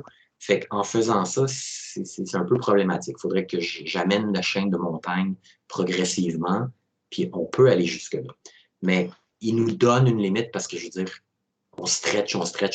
Il y a une limite à ce que ça peut... on ne peut pas stretcher plus que ça parce qu'on ne peut plus le fixer au niveau du matériau aussi. OK. C'est un petit peu ça. Mais c'est ça. Mais je voulais être sûr, parce que en bougeant en bougeant le landscape sur l'axe des Z, il y a plusieurs petits problèmes qu'on peut régler au niveau de plein de niveaux de trucs qu'on va voir dans le futur. Mais donc voilà, la réponse c'est qu'il y a une limite parce que ça reste une height map. Là, on est en train de sculpter. Puis comment l'engin il rend, c'est un objet avec une collision, mais c'est une height map qui lui crée ce qu'on est en train de faire. On est en train de peindre la height map, en fin de compte. Puis la height map, c'est des valeurs de 0 à 100, 0 à 1 sur blanc à noir. C'est exactement comme tout ce qu'on fait avec les masques dans Substance Painter. Tout est géré sur le même mode en 3D. Puis la height map, elle est comme toutes les autres maps. Puis la valeur, elle est plate ou avec du relief. Puis on va de 0 à 100 ou moins, de 0 à 1 ou de 0 à moins 1. Je peux sculpter aussi dans le négatif, ce que je m'apprête à faire. Fait que voilà, on l'aura essayé. Oui, il y a 2 questions. Anthony. J'essaie de prendre un cube et faire Subtractive avec. Ça ne fonctionne pas. Est-ce qu'il y a moyen de le faire? Pour faire des trous dans ton landscape, on va utiliser une autre technique. Le landscape, c'est comme un objet, c'est un asset complètement indépendant du reste. Okay. Fait que, effectivement, c'est plate, mais c'est normal qu'on ne puisse pas juste prendre une autre brush pour faire Subtractive. C'est sûr, ça ne marche pas. Pour faire des trous, on verra ça un petit peu plus tard. Mais oui, c'est possible. C'est totalement possible. Oui, Samuel? Oui, c'est ça. Moi, j'avais gossé un peu avec ça. Puis tu peux avoir plusieurs tiles. Là, fait que si tu as un maximum de hauteur sur une tile, mais tu peux les stitcher ensemble, ce qui est assez difficile à la main. Oui. Moi, il y avait des outils qui me permettaient de le faire. Puis aussi, au niveau du stretch des polygones pour la texture, il y a des textures qui sont, ils appellent ça triplanaire, triplanar. Absolument. Que là, il va, à la place d'utiliser la height map, il va faire une espèce de stitch là, avec la texture. Fait que ça permet d'avoir des edges assez sharp, là, puis quand même que ça soit beau. Oui, absolument. Il y a moyen de fixer tout ça éventuellement. Admettons, Pamela, tu travailles sur un jeu, puis c'est important que l'inclinaison, qu'on monte dans des montagnes gigantesques qui finissent plus. Il y a moyen éventuellement de faire ça. Mais pour ce qu'on fait aujourd'hui, qui sont les techniques de base, on fait juste voir les outils. Ça serait la limite de l'outil de base. Le Sculpt Tool, il arrive à une certaine valeur sur l'axe des Z, puis c'est son top. Mais après ça, oui, comme a dit Samuel, on peut patcher 2-3 landscapes ensemble, puis les faire en paliers, puis si on pourrait monter en ajustant quelques valeurs dans l'éditeur. Il y a moyen éventuellement de faire ça. Mais avec les outils qu'on a... Tout ça, au final, c'est une question de c'est quoi les outils que tu as à disposition présentement. Okay. Exactement. Puis, si tu veux faire un jeu, là, si tu as une idée brillante pour un truc qui n'est pas disponible avec les outils de base, on peut toujours s'arranger, on peut tout le temps contourner. La créativité va tout le temps battre la limitation technique qu'on a. C'est ça les jeux vidéo. C'est ça l'histoire du jeu vidéo. Les jeux intéressants, les environnements impressionnants, tout ça, on arrive tout le temps à surpasser les limitations. Fait que, disons que les outils de base nous offrent quand même beaucoup de choses. Puis après ça, moi, j'en connais des spécialistes là, qui font ça, puis j'ai vu des levels complètement ridicules, genre sous-marin, en dessous de l'eau, avec une superficie gigantesque, puis après ça, des élévations qui finissent plus. J'ai vu des trucs débiles. Là, fait que, on peut tout s'arranger, juste que peut-être qu'on ne peut pas tout faire ça dans Unreal. Il faut passer dans un autre software, ramancher quelque chose, réimporter. Puis il y a tout le temps moyen de faire quelque chose. Mais là, donc, pour la base, on peut quand même faire beaucoup de trucs. Là. Et fait que là, je vous montre comme la première passe pour faire des montagnes. Puis les outils, attendez, on va le mettre. Non, j'aime mieux pas le mettre je vais le mettre à 0.5. Fait expérimenter avec les valeurs. Vous voyez que passer de 0.1 à 0.5, c'est vraiment intense. Donc, là, je l'ai fait à main levée juste pour le fun. OK, on va se faire une belle petite chaîne de montagnes comme ça. Comme ça, je vais réduire ma brush. OK. On a une belle petite chaîne de montagnes. Mais là, ça a l'air un peu de la pâte à modeler. Là. Ça a l'air d'une espèce de forme qui comme bon à rien. Donc, on va smoother un petit peu les traces de brush. OK, fait que ça, je peux le remettre à 0.1. OK, je vais me smoother un petit peu partout. Puis ça va avoir l'air encore plus la pâte à modeler, mais on va revenir travailler ça, vous en faites pas. Je passe un peu rapidement. Changer aussi un bon truc que je peux vous donner. Dans Unreal, quand vous faites des landscapes et que vous faites du sculpting, quand vous travaillez sur une petite zone ou une grosse zone, changez votre angle de caméra. OK, mettons, je travaille ici, là, je vais juste noter ça. Puis si je veux faire du travail de précision, mettons, sur le top de la montagne, je veux que ça soit plus plat, je veux creuser pour faire un lac, etc., etc., etc. Des fois, là, les outils de brush, vous changez les valeurs, vous faites des trucs, c'est pas super précis. Moi, un truc que j'ai découvert avec le temps, faites juste changer l'angle de caméra. OK, vous tournez autour. Là, c'est la brush smooth, là, fait que ça ne montre pas exactement ce que je suis en train de dire. On va y revenir dans 2 minutes. Mais changez, tournez autour de votre cible. OK, ça va vraiment être efficace. Donc, j'ai smoothé ma chaîne de montagne juste avant d'aller plus loin. Le Sculpt Tool, je reviens à 0.1. Je vais faire 3000. Là, donc, avec left-click, ça fait du positif, n'est-ce pas? Ça donne du relief sur l'axe des ailes. Et si je tiens Shift, ça vient creuser. Si je veux faire un lac, un cratère, ça serait peut-être ma première partie. Là, si je passe à 1 au lieu de 0.1, ça va être bien intense. Là, oups, faites Shift. Là, je fais un méchant trou. Puis on peut voir, ben, le trou, c'est le même principe que le relief, c'est qu'il y a une limite aussi. Vous voyez, j'ai atteint la limite assez vite là, avec 1. Donc, la limite est au bout de ça. Si vous voulez faire un level avec une grotte, une cave ou whatever, la méthode la plus simple, c'est qu'on va faire un trou au maximum comme ça. On va aller jusqu'en bas. Je vais creuser, je vais creuser, je vais creuser. Fait qu'on se donne un maximum de latitude, un maximum d'espace, puis on va venir utiliser des mèches. Okay? Donc, des grosses mèches dans Bridge, donc Megascan, qu'on va voir dans le futur. On va aller prendre donc, des énormes mèches de roches pour les parois, okay? Les parois rocheuses, un sol rocheux, puis on va venir créer notre cave, notre grotte, whatever, comme ça. Maintenant, il y a d'autres moyens de faire juste un trou dans le landscape. Mais ça, c'est un petit peu plus avancé, ça vient après. Okay? Fait que c'est pas super compliqué, mais il faut juste voir plusieurs autres trucs avant d'arriver là. Fait que voilà, on peut faire du positif, du négatif. Je vais faire CTRL-Z. Voilà. Juste qu'on se concentre sur les montagnes ici. Fait que là, comme je vous ai dit, ça a l'air de rien un peu. Ça a l'air tout arrondi. C'est pas très winner dans l'affaire. Fait que là, on va aller voir le Erosion Tool qui est ici. Puis lui est assez sensible. Il est assez capricieux. OK, par défaut, pour l'instant, on va tout garder les valeurs qui sont ici. Sur mon guide, en passant, je vous ai montré d'autres valeurs. On va s'amuser un peu avec les deux. Okay? On va garder toutes les valeurs de base. On va mettre par contre à 0.1 le Tool Strength. Puis on va faire de l'érosion. On va essayer ça sur nos montagnes. Okay? Fait que prenez une assez grosse brush. Puis voilà, c'est horrible, right? Fait que on va peut-être je vais mettre moitié de l'intensité. Puis c'est ça. Il y a généralement, quand on ne set pas, ça fait quelque chose de vraiment, vraiment pas beau. Ça fait comme ça utilise la brush arrondie, c'est vraiment, vraiment pas bien. Si je vais à 1, je vais faire CTRL-Z. Avec l'autre groupe, on avait fait ça, puis pendant un petit bout, on avait expérimenté avec d'autres valeurs. Fait qu'on va juste être patient un peu. On va passer, on va ajouter, agrandir notre brush un peu. C'est pas beau tout de suite, OK?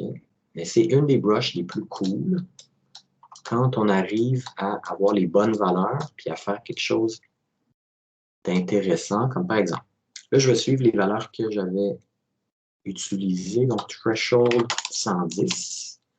Ensuite, OK, on va baisser les itérations. J'avais indiqué 20. On va les baisser même plus que ça. On va mettre, mettons, 6. OK, puis on va essayer. Donc, vous voyez, là, ce qu'on a fait dans un premier temps, ça ressemble à ça. C'est bof. OK. On va laisser sur une autre. Ici. Avec les itérations à 6. Puis toujours... OK,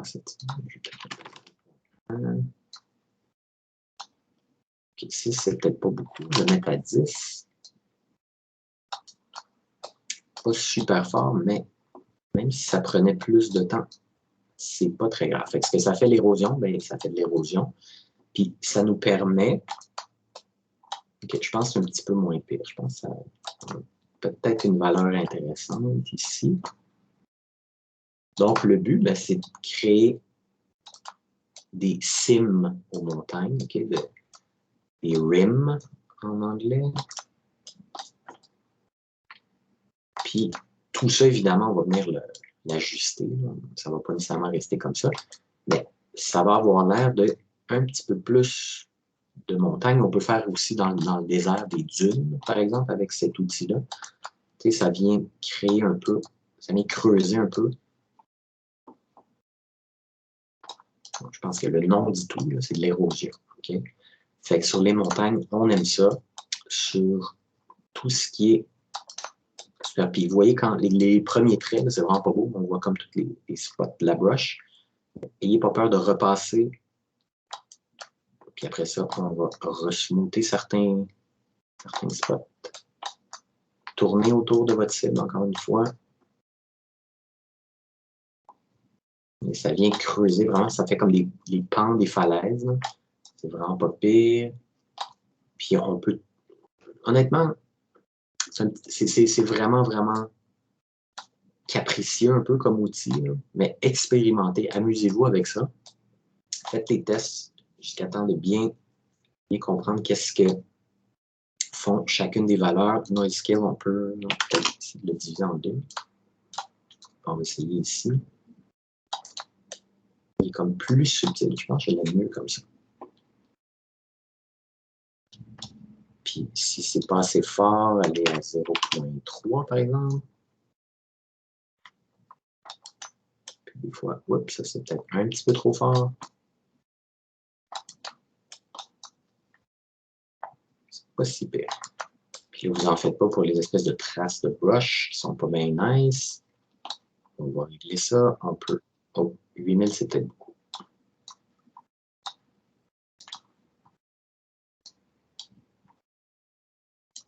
Ouais, c'est ça. Je te dirais, Samuel, il y en a qui se spécialisent là-dedans.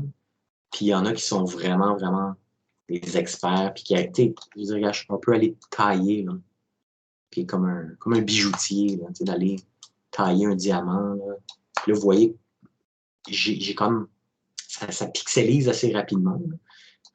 Parce qu'on a une résolution qui est relativement basse avec les valeurs que je vous ai données. OK? Il y a moyen de pousser, d'avoir une résolution un petit peu plus haute, puis que ça soit un petit peu plus défini. Là. Mais c'est vraiment, je vous dirais franchement, ça c'est comme un travail de moine. OK? Là, je suis en train de vous montrer en tant que tel la vieille façon de faire. Ça, c'est les années 2000 à 2010 à peu près. Les outils procéduraux, là, de tous les softwares qu'on a nommés au début, c'est le standard depuis un bon bout. Et fait que là, je vous montre comme vraiment quelque chose de très rough, là, de très dur. Puis laisse-moi voir. Ah, Anthony, c'est nice. Parfait. Marc-André, c'est la job des level designers. Ouais. Définitivement, level design, on ajuste ça. Pourquoi? Puis, OK, pour dire tout, là, dans certains cas, mettons, les montagnes au loin, là, quand c'est juste esthétique, décoration, ça va plus être du matte painting ou une mèche 3D qu'effectivement un artiste d'environnement va faire. Ça, c'est vrai. Par contre, du moment que le joueur va poser les pieds, puis ça va être un espace de jeu, c'est la responsabilité du level design. Il va peut-être faire, dans certains cas, là, les premières passes. Okay, le level designer va faire tout ça, va s'assurer que, puis encore une fois, dans le cas où le joueur y va, puis qu'il y a quelque chose à aller faire, jusqu'au point où, mettons, les matériaux avancés, puis l'aspect esthétique, là, l'artiste de texture / artiste d'environnement va faire son travail, va faire de la magie, puis c'est lui qui va s'occuper, disons, de la final pass. Mais du moment que ça fait partie du terrain, puis que ça implique le gameplay, c'est le level designer qui fait ça. Moi, dans mon équipe, le lead level designer, c'est lui qui a fait toute la map. La grosse map, là, qui sont des tiles. Je peux pas tout vous dire les secrets de la sauce, là, mais on utilise plein de tiles. C'est lui qui fait toute la première passe. Il place toutes les structures, toutes les ponts, toutes les structures où on peut rentrer, les levels, etc. Puis chacun des autres level designers, moi, quand j'ai à gérer un spot qui a de l'extérieur, ben, je l'ajuste, le landscape. Fait que, je ne vais pas passer 3 jours à sculpter une montagne. C'est pas du tout ce que je fais. Mais si on décide que c'est quoi, on va mettre une autre maison ici ou un autre magasin, whatever, ben, moi, je vais m'arranger pour que ce soit facile d'accès, que la route mène là, puis que ça soit une bonne inclinaison, que je puisse mettre la structure, puis etc. Fait que, le level designer, il fait l'aspect fonctionnel du landscape. L'aspect beauté, puis aller creuser les tout petits détails, c'est beaucoup plus un artiste qui va repasser derrière. Il faut que ça soit clair. Là. Mais le landscape, pensez pas que je ne toucherai jamais à ça, ça n'a aucun rapport. C'est vraiment la job du level designer. OK? Donc, je ne ferai pas tout. On en a fait un bon petit bout. Fait que l'érosion, très important, comme vous avez vu, là, par défaut, les valeurs ne sont pas super bien setées. Fait qu'il faut jouer avec ça. Expérimentez, amusez-vous. C'est la meilleure façon d'apprendre. Changez les valeurs, faites n'importe quoi, j'allais dire. Oh boy, OK, non, ça ne marche pas. Là. Pas en tout. OK, 110. On revient à 110. Qu'est-ce que ça fait? OK, je ne suis pas sûr. On peut l'essayer. C'est quoi le maximum? 128? OK, bon, en fin de compte, 128, c'était pas si pire. Donc, voilà, on peut faire quelque chose d'assez intéressant. Dites-vous que ça, là, encore une fois, ma map, j'ai une très basse résolution. Mais tu sais, ça, avec un beau matériau, là, on est dans le gris, là, right? Il n'y a rien. C'est juste la géométrie sculptée. Quand on va mettre un beau matériau avec des beaux rochers, ça va très bien sortir. Puis c'est au loin, OK?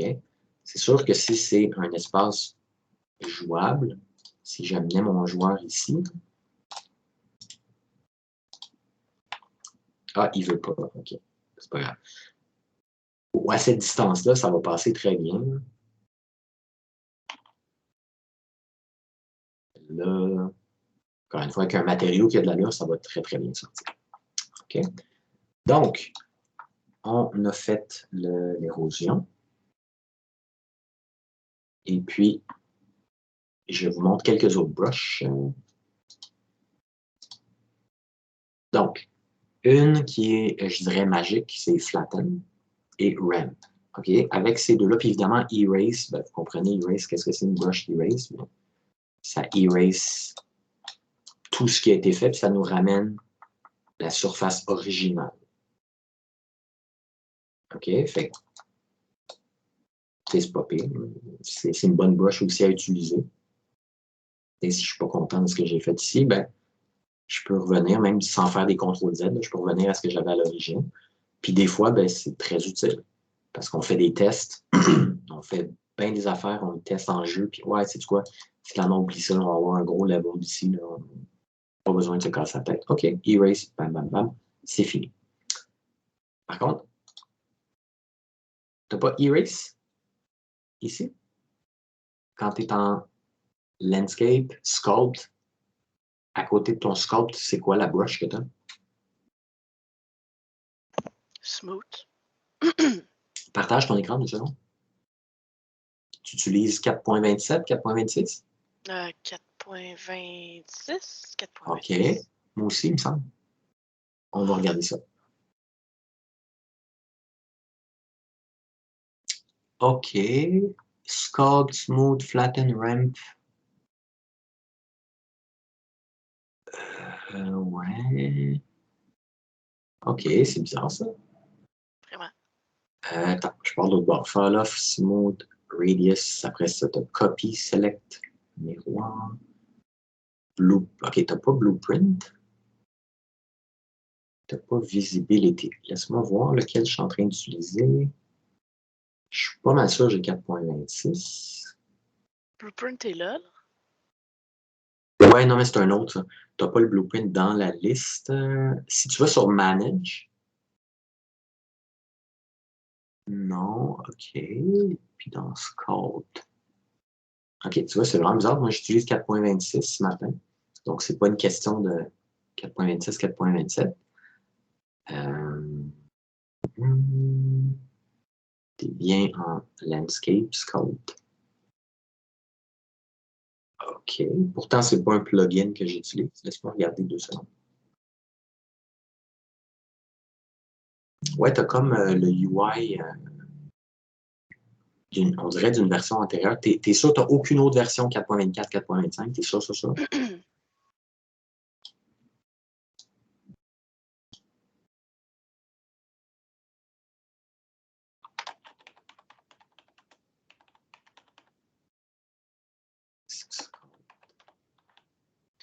Je vais aller vérifier, mais Ouais, scouting. personnellement, je pense pas. Je pense que j'ai juste la 4.26 parce qu'on avait téléchargé la 4.27 au début de Ouais, c'est l'année. ça.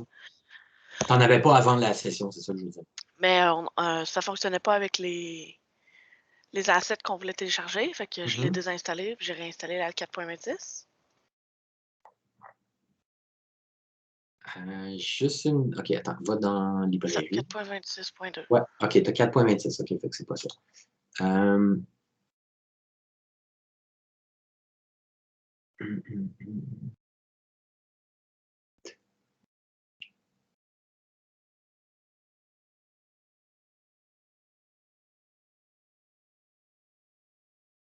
OK, je pense pas que ce soit ça, mais quand on a créé notre landscape, tu n'as pas activé Enable Edit Layer. Mais je pense pas que ce soit ça en passant. C'est juste un autre détail. Bon.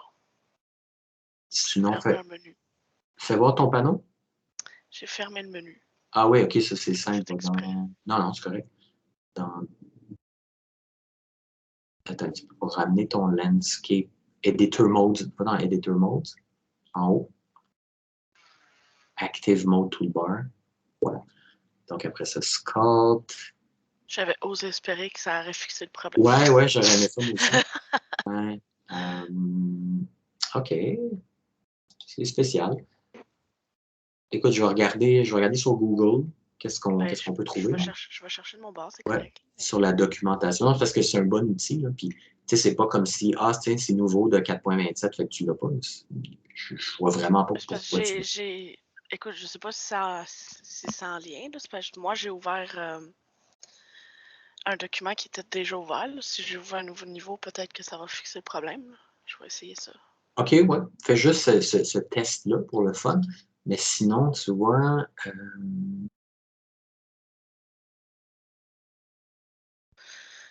je suis en train de réfléchir parce que j'ai déjà vu ce genre de truc-là.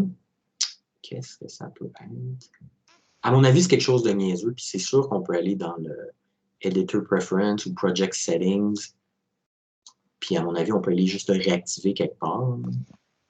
Ça ne doit pas être bien compliqué, mais comme Level Editor, Miscellaneous, Editing, Sound Level, non, c'est pas ça. Viewport, c'est pas vraiment. Content, peut-être qu'on a un landscape quelque part, où est-ce que ça serait?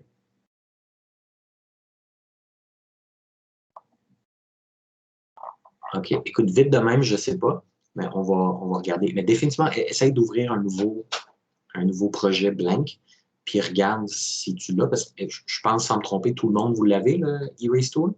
Levez la main s'il y en a qui ne l'ont pas. Vincent, tu ne l'as pas non plus? OK. Xavier non plus? Ah, OK, fait que tu n'es pas la seule.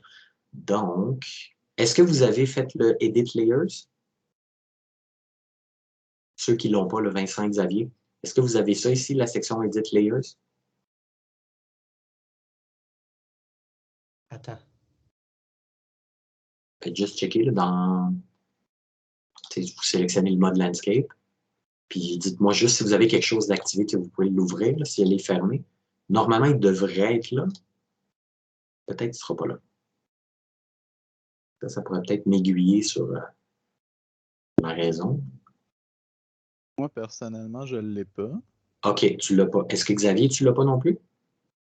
Ouais, je ne l'ai pas non plus. Ah ah! Parce que Pamela ne l'a pas non plus, si je ne me trompe pas. N'est-ce pas, Pamela? Non, je n'avais pas été là. OK. Fait que je pense que quand on crée un... Mais écoute, là, honnêtement, je ne sais pas si c'est lié, là, mais je vois une tendance, là, que quand on crée un matériau, puis on va en créer un autre landscape dans 2 secondes, si on n'active pas Enable Edit Layers, peut-être que c'est ça qui fait apparaître le Erase Tool puis le Blueprint. Peut-être, mais je ne suis pas certain. Ben, je vais essayer ça tout de suite. Ouais.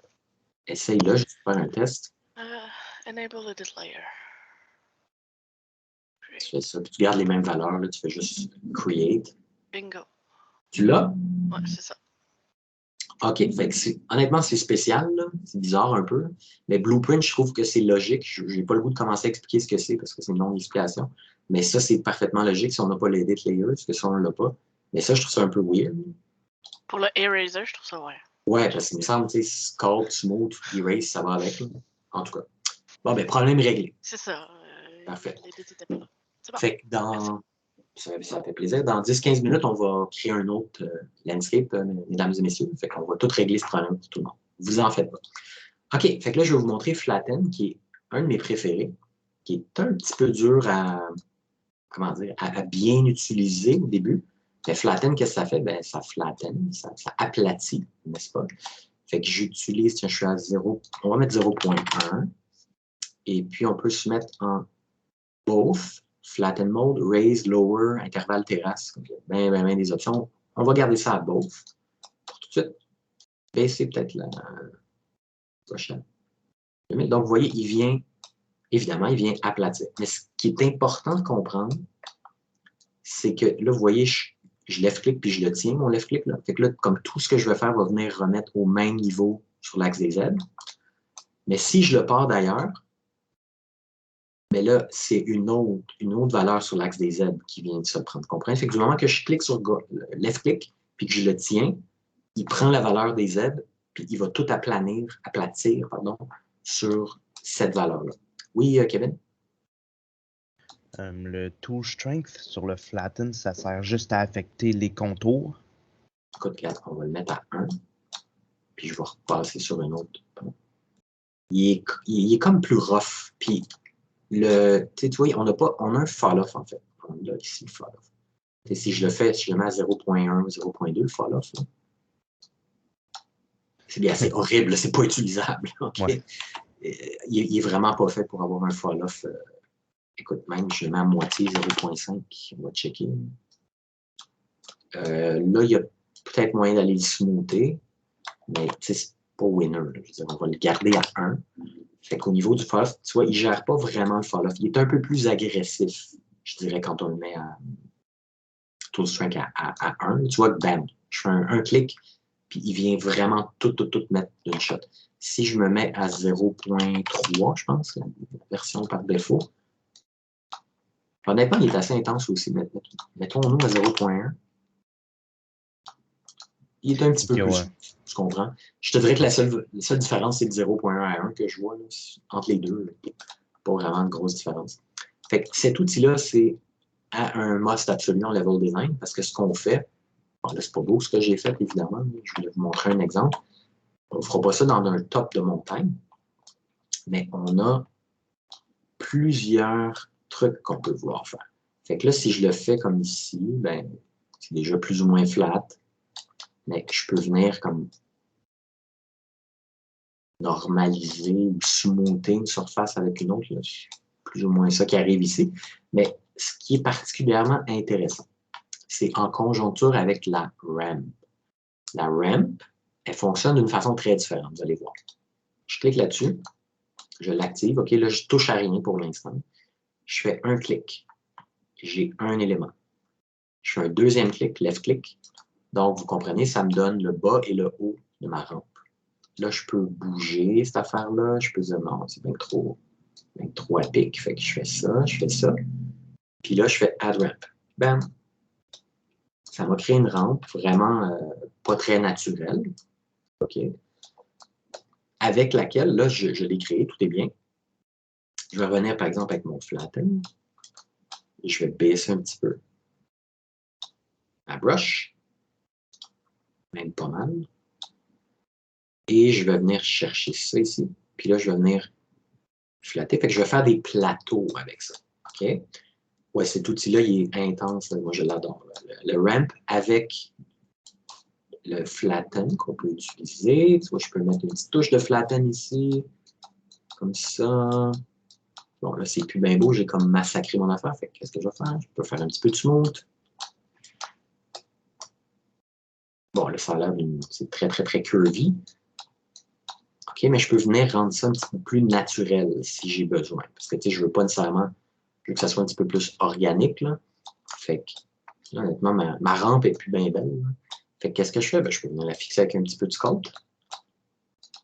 Je vais donner un petit peu de géométrie ici. Puis, je peux la faire un petit peu plus naturelle. Puis, un petit peu plus large. Fait que, tu sais, ça n'a pas besoin d'avoir l'air des plateformes faites par la main de l'homme, créées avec des planches de bois ou whatever. Fait que ça, je peux faire un petit peu de smooth. Et puis, ça a l'air un petit peu plus naturel. Puis là, je me dis, OK, dans la montagne, je veux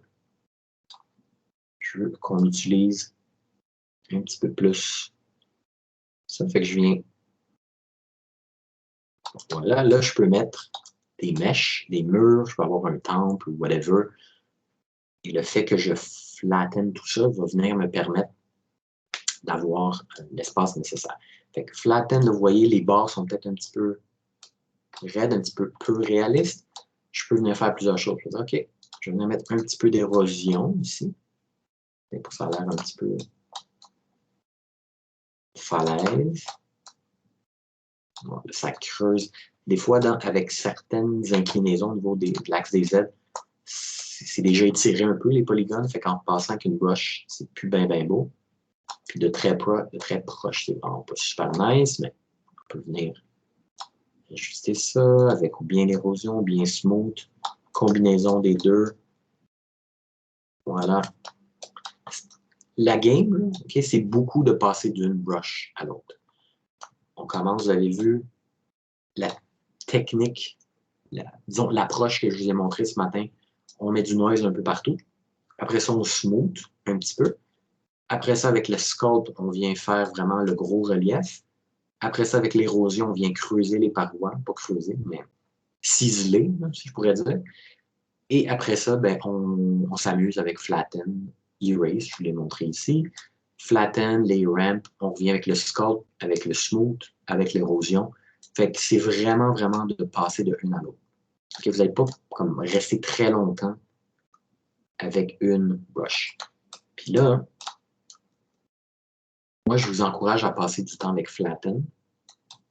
Okay, puis de bien comprendre comment il fonctionne. Il peut être difficile à utiliser au début, un peu difficile cette brush-là. De bien la comprendre. Après ça, les rampes, ça c'est assez simple. Puis, on pourrait regarder Hydro, si vous voulez. C'est pas ma préférée. Je ne toucherai pas aux valeurs, on va comme tout de suite faire ça.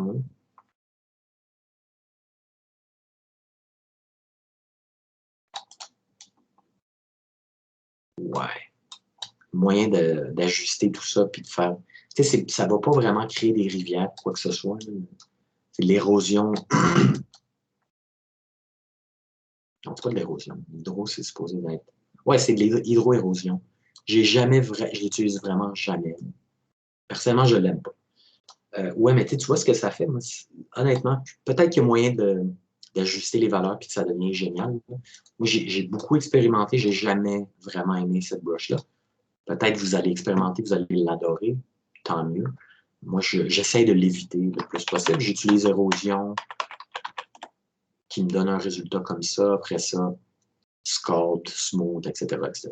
Fait que moi, personnellement, je ne l'utilise pas beaucoup. Après ça, les autres, ça va venir un petit peu plus tard. C'est des outils un petit peu plus avancés. avec tout ce qu'on a ici, déjà, on en a en masse. Et croyez-moi, on peut faire beaucoup. Donc, un conseil, pour le début, expérimentez, amusez-vous, faites-vous du fun, mais rapidement, utilisez des références. Okay? Allez chercher des images, ne serait-ce que même des références micro puis macro, là, des montagnes, des énormes reliefs naturels, mais aussi pour des petites collines, des petites buttes, des petites rivières, des ruisseaux, etc. Juste voir comment est-ce que le landscape, comment, si vous voulez, la géométrie de base est, à quoi ça ressemble, puis au-dessus de tout ça, on va mettre des roches, on va mettre des mèches de falaises, on va mettre 1 million d'affaires. Oups, je vais enlever le autosave.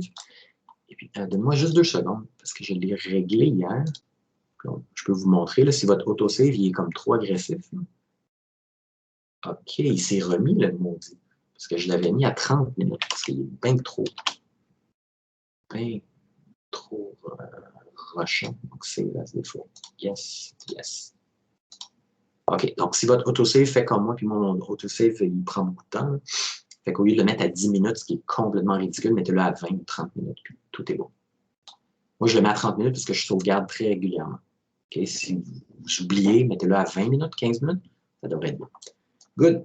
Donc, on a fait la première étape de sculpting. On va faire les matériaux. Après ça, là, on va revenir à lit. Okay? Donc, vous allez voir à quoi ça ressemble comme ça. Puis, on va aller voir, laissez-moi sélectionner mode régulier. On va regarder des fois le travail qu'on fait. Évidemment, ça vient stretcher la surface, donc ça vient stretcher le matériau. Il y a moyen d'ajuster ça plus tard, mais pour l'instant, c'est pas super. Si vous faites vraiment des trucs extrêmes, que d'ailleurs, j'ai pas fait. J'ai smoothé, j'avais un gros trou ici, je l'ai rebouché. Donc, ça va. On n'aura pas trop de stretch, mais il y en a tout le temps un petit peu ici. Là. Fait que c'est pas la fin du monde. On va être prêt à passer aux matériaux. Je pense qu'on va commencer les matériaux, puis on va prendre une pause dans 15 minutes ou quelque chose comme ça. Est-ce que vous avez des questions sur le landscape? Ah, en fait, pardon. Je vais vous montrer l'autre façon de faire le landscape avec la height map que je vous ai fournie. OK, fait que ça, c'est le landscape original qu'on a sculpté, qui est fine. Tout est beau. Je vais le garder en banque, là, mais je vais le rendre invisible pour tout de suite. Okay, parce que je ne veux pas qu'on en voit 2 en même temps. Fait que je vais revenir en créer un autre.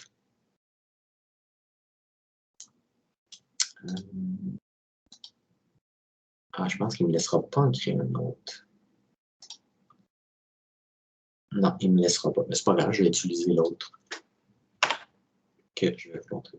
Il y a moyen d'en avoir plus un que l'autre, mais d'en avoir un custom puis un avec une height map, c'est un petit peu touchy. Fait qu'on recommence. Mode landscape.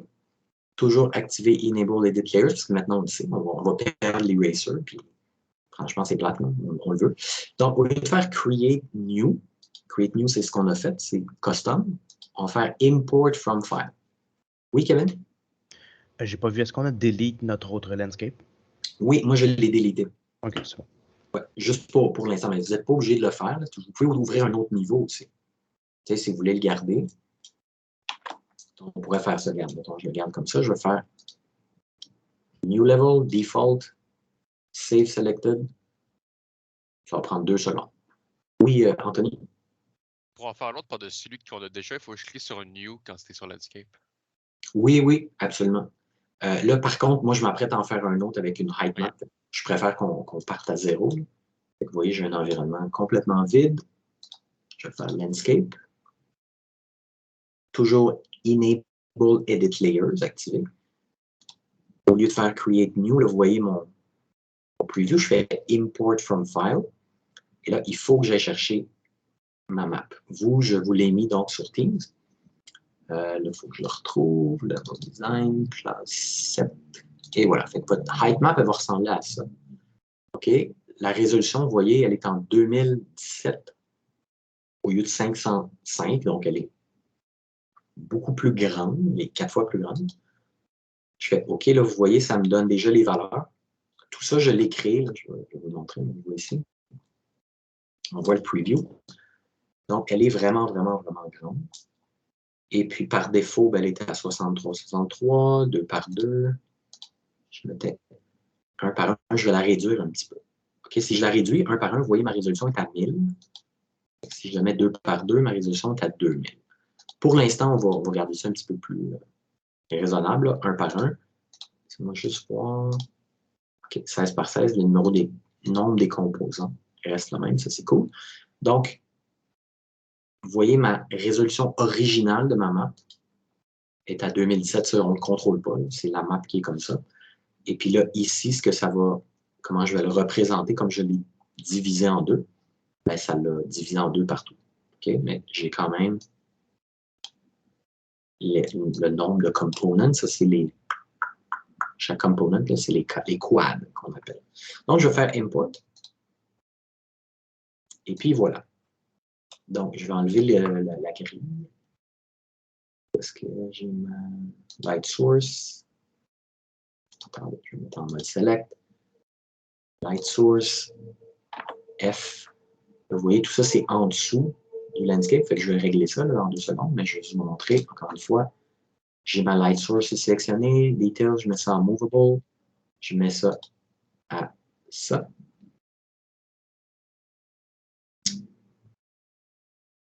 De la réduire, ben écoute, tu vas en mode normal, en mode sélectionné. OK. Tu sélectionnes ton landscape. Ça reste que c'est un objet. OK. Fait tu vois, c'est vraiment lent parce qu'il est quand même gigantesque. Fait tu peux le scaler. OK, ça reste possible. Tu vois, je le fais manuellement, là, juste comme ça. Ça reste possible. Mais c'est un peu délicat. Il faut que tu le testes, mais ouais, la réponse est oui, absolument. Parce que quand on le fait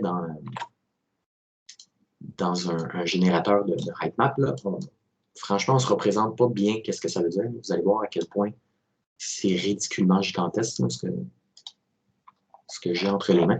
Donc, vous voyez, là, mon player spawn est là, puis le landscape est comme tout au-dessus. Fait que ce que je veux faire simplement, c'est de baisser. Je vais sélectionner ceci. Je me remets en mode perspective. Là, vous voyez, on est comme tout en haut des montagnes. Je ne veux pas non plus avoir à me pitcher. Crop, ben, tu vas pouvoir sélectionner des parties puis les supprimer. Ouais, tu vas pouvoir faire ça. OK, regardez ce que je vais faire. Je vais avancer ça. Juste ajuster mon landscape pour que je puisse comme, naviguer un petit peu au moins. Là. Même si je suis comme pas mal toujours dans les montagnes. Je vais faire ça. Bon, ça va être possible. Donc, vous voyez que le niveau, là, ma résolution est de 1009 par 1009, fait que c'est pas la plus belle résolution. Puis, tu sais, c'est un petit peu rough, là, de proche. Mais, tu sais, au niveau des montagnes, avant d'arriver à faire un truc comme ça en sculpting, ça serait long, là. OK? Fait que, encore une fois, j'ai fait ça très rapidement dans le software. Moi, j'ai utilisé World Machine. Fait que pour faire vraiment un gros environnement, ou même petit, mais de le faire comme détaillé au niveau de la sculpture, c'est sûr que ça va plus vite avec un truc procédural. Puis là, après ça, ici, là, tous les outils fonctionnent.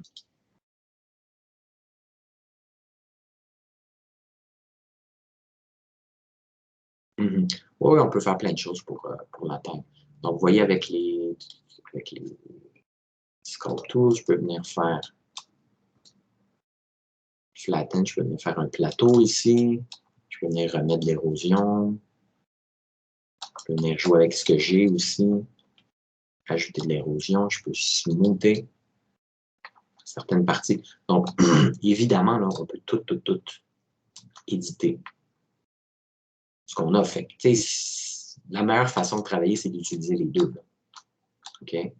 Définitivement. D'aller faire générer ça dans un software. Regardez, je vais faire ça ici. C'est player spawn. Donc, je le smooth un petit peu. C'est un petit peu plus intéressant. Ici, je vais le smoother juste une petite affaire. On revient avec un petit peu d'érosion. En tout cas, je ne penserai pas 4 heures là-dessus, là, mais vous comprenez le principe. Là, je fais play. Il va être là. Puis c'est sûr là, que ça nous amène des. Ça accélère le processus là, grandement. Oui, Émeric, est-ce que tu as une question? Oui, dans le fond, ça, je me suis demandé. Du coup, là, admettons, là, est-ce que la gravité embarque au principe que mettons, les montagnes très, très, très à pic, tu n'arriverais pas à les grimper ou tu arriverais à les grimper? Absolument. La gravité, les collisions, tout est géré comme ça devrait. Okay, je vais essayer de le montrer. Ah ben, on peut faire juste spawner puis aller de l'autre bord. Donc là, par défaut, le joueur peut aller jusqu'à une certaine inclinaison. Je n'ai pas de sprint, là, malheureusement. Donc, on y va, on y va, on y va. Puis de façon naturelle, on va être bloqué par l'angle qui est, je ne sais pas c'est quoi exactement, là. Il y a une limite à l'angle qu'on peut grimper.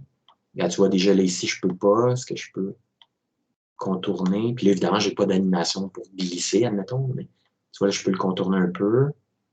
OK, j'ai réussi ici. Mais ça va faire la même chose là, après. Fait que tu n'as pas besoin de setter ça ou quoi que ce soit. Tu fais juste, ah, OK, là, c'est trop haut pour lui. Puis, tu vois, il faudrait fixer au niveau de l'animation, etc., etc. Mais au niveau du player capsule, là, le joueur ne peut pas aller plus haut que ça. Fait qu'il y a un angle précis dans l'engin qui nous limite, puis qui fait en sorte qu'on ne peut pas dépasser ça. OK, fait vraiment, là, commencez vos premiers landscapes, faites-les avec un truc plat, là, comme on l'a fait au début. C'est parfait.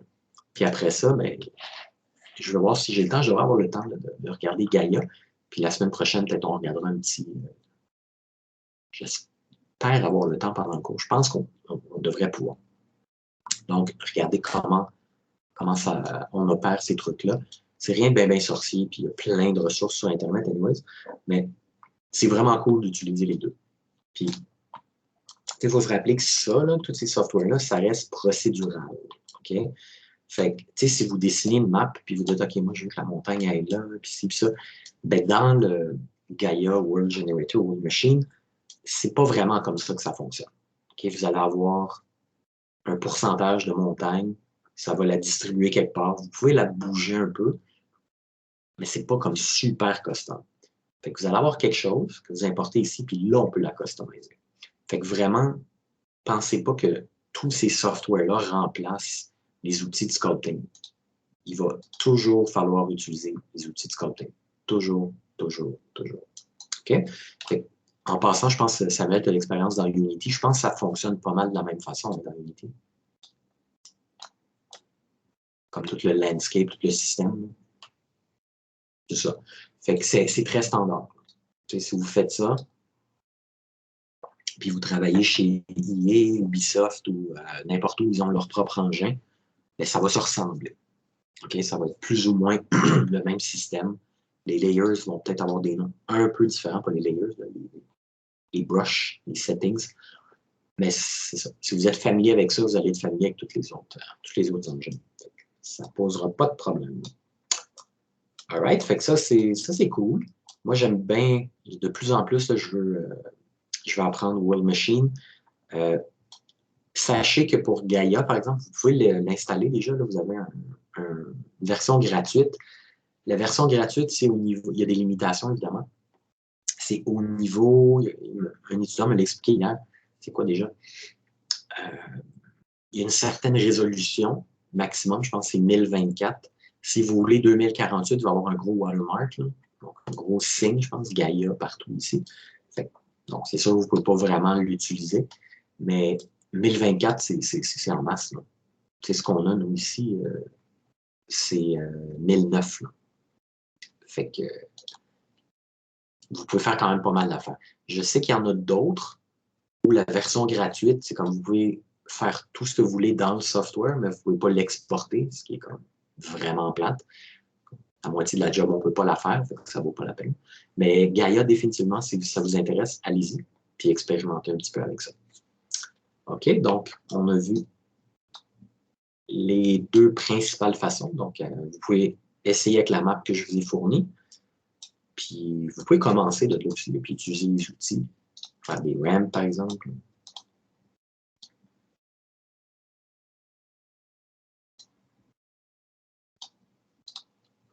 Puis vous amuser, tout essayer les outils qu'on a regardés ce matin, vous pouvez tout faire ça. Ce que je peux vous dire de façon générale, là, avec tous ces outils-là, soyez patient. Et ça prend de la patience. Il faut aller dans certains trucs, il faut aller jouer avec les valeurs, surtout érosion et tout ça. Donnez-vous une chance, prenez le temps, faites pas ça sous pression, etc. C'est le genre de truc qui doit être comme relaxant puis amusant. Puis vous suivez des références, puis vous regardez qu'est-ce que ça donne. Puis c'est quelque chose, moi, je trouve très cool, mais qui peut être un petit peu frustrant, justement, quand on suit des références puis que ça ne donne pas ce qu'on veut. Il faut vraiment l'essayer, le tester, puis faire « OK, ça ne marche pas, qu'est-ce que je peux faire pour que ça marche? »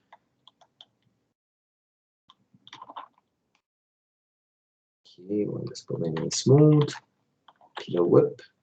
OK, c'est pas une bien bonne rampe parce que je ne peux pas y accéder par ici. Donc, il faut que ce soit plus smooth.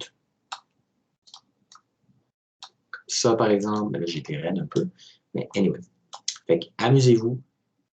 Ces outils-là sont vraiment... Bon, voilà, Benoît, il scrape son level puis il recommence. Mais c'est ça, au niveau du landscape, des fois, là, puis quand vous allez travailler en production, on vous donne généralement un level comme déjà un peu établi, un landscape, je veux dire. Puis là, vous dites, OK, ben là, il faut que je fasse une structure ici. Puis là, OK, fait qu'il faut que je mette... faut que je fasse quelque chose comme ça. OK, là, ma structure, elle va être de même. OK, là, ça, c'est pas naturel. Fait qu'est-ce que je fais? OK, je fais sculpt. Je baisse mon intensité. Je fais shift. Fait que j'enlève un petit peu ici. Qu'est-ce que je peux faire? OK, je vais faire une rampe. Ici, ici. OK, c'est correct ça. Il faut que je smooth un peu ici, un peu là. Il y a beaucoup d'opérations. Là, je le fais vite, là, puis parce que j'ai comme une idée en tête là, de faire une structure ici. Mais on va souvent vous donner un landscape de base qui fonctionne pour ce qu'on avait jusqu'ici, mais là, il faut continuer à travailler. Donc, il faut l'ajuster constamment. OK? Je veux dire, la base, c'est pas vous qui allez faire tout from scratch. Là. On va vous donner quelque chose comme ça, au final. OK, puis là, ça va être bon, mais votre level, il va être ici. OK, fait que je vais l'ajuster, j'ai combien d'espace disponible, etc., etc., etc. Fait que, voilà. C'est le genre de truc qui est vraiment, vraiment cool. C'est peut-être que tout le monde ne va pas triper là-dessus. Encore une fois, moi, dans mon cas, c'est quelque chose que j'en ai pas fait depuis plusieurs mois, mais il y a un temps où j'en faisais tous les jours, un petit peu. Il fallait que j'ajuste. C'est en fonction du level où je travaillais. Il fallait que j'ajuste plusieurs structures. Franchement, j'avais vraiment beaucoup de job avec ça. Puis, je peux vous parler d'un autre de mes collègues qui, je pense, qui a plus ou moins jamais touché. OK? Fait que ça fait partie des tâches du département de level design, mais ce n'est pas nécessairement tout le monde qui vont faire ça intensément. OK? Fait que si vous tripez là-dessus, allez-y, mettez du temps là-dessus, spécialisez-vous. Ça peut être quelque chose de très cool à mettre dans vos portfolios. Puis si vous n'aimez vraiment pas ça, vous allez pouvoir focuser ailleurs.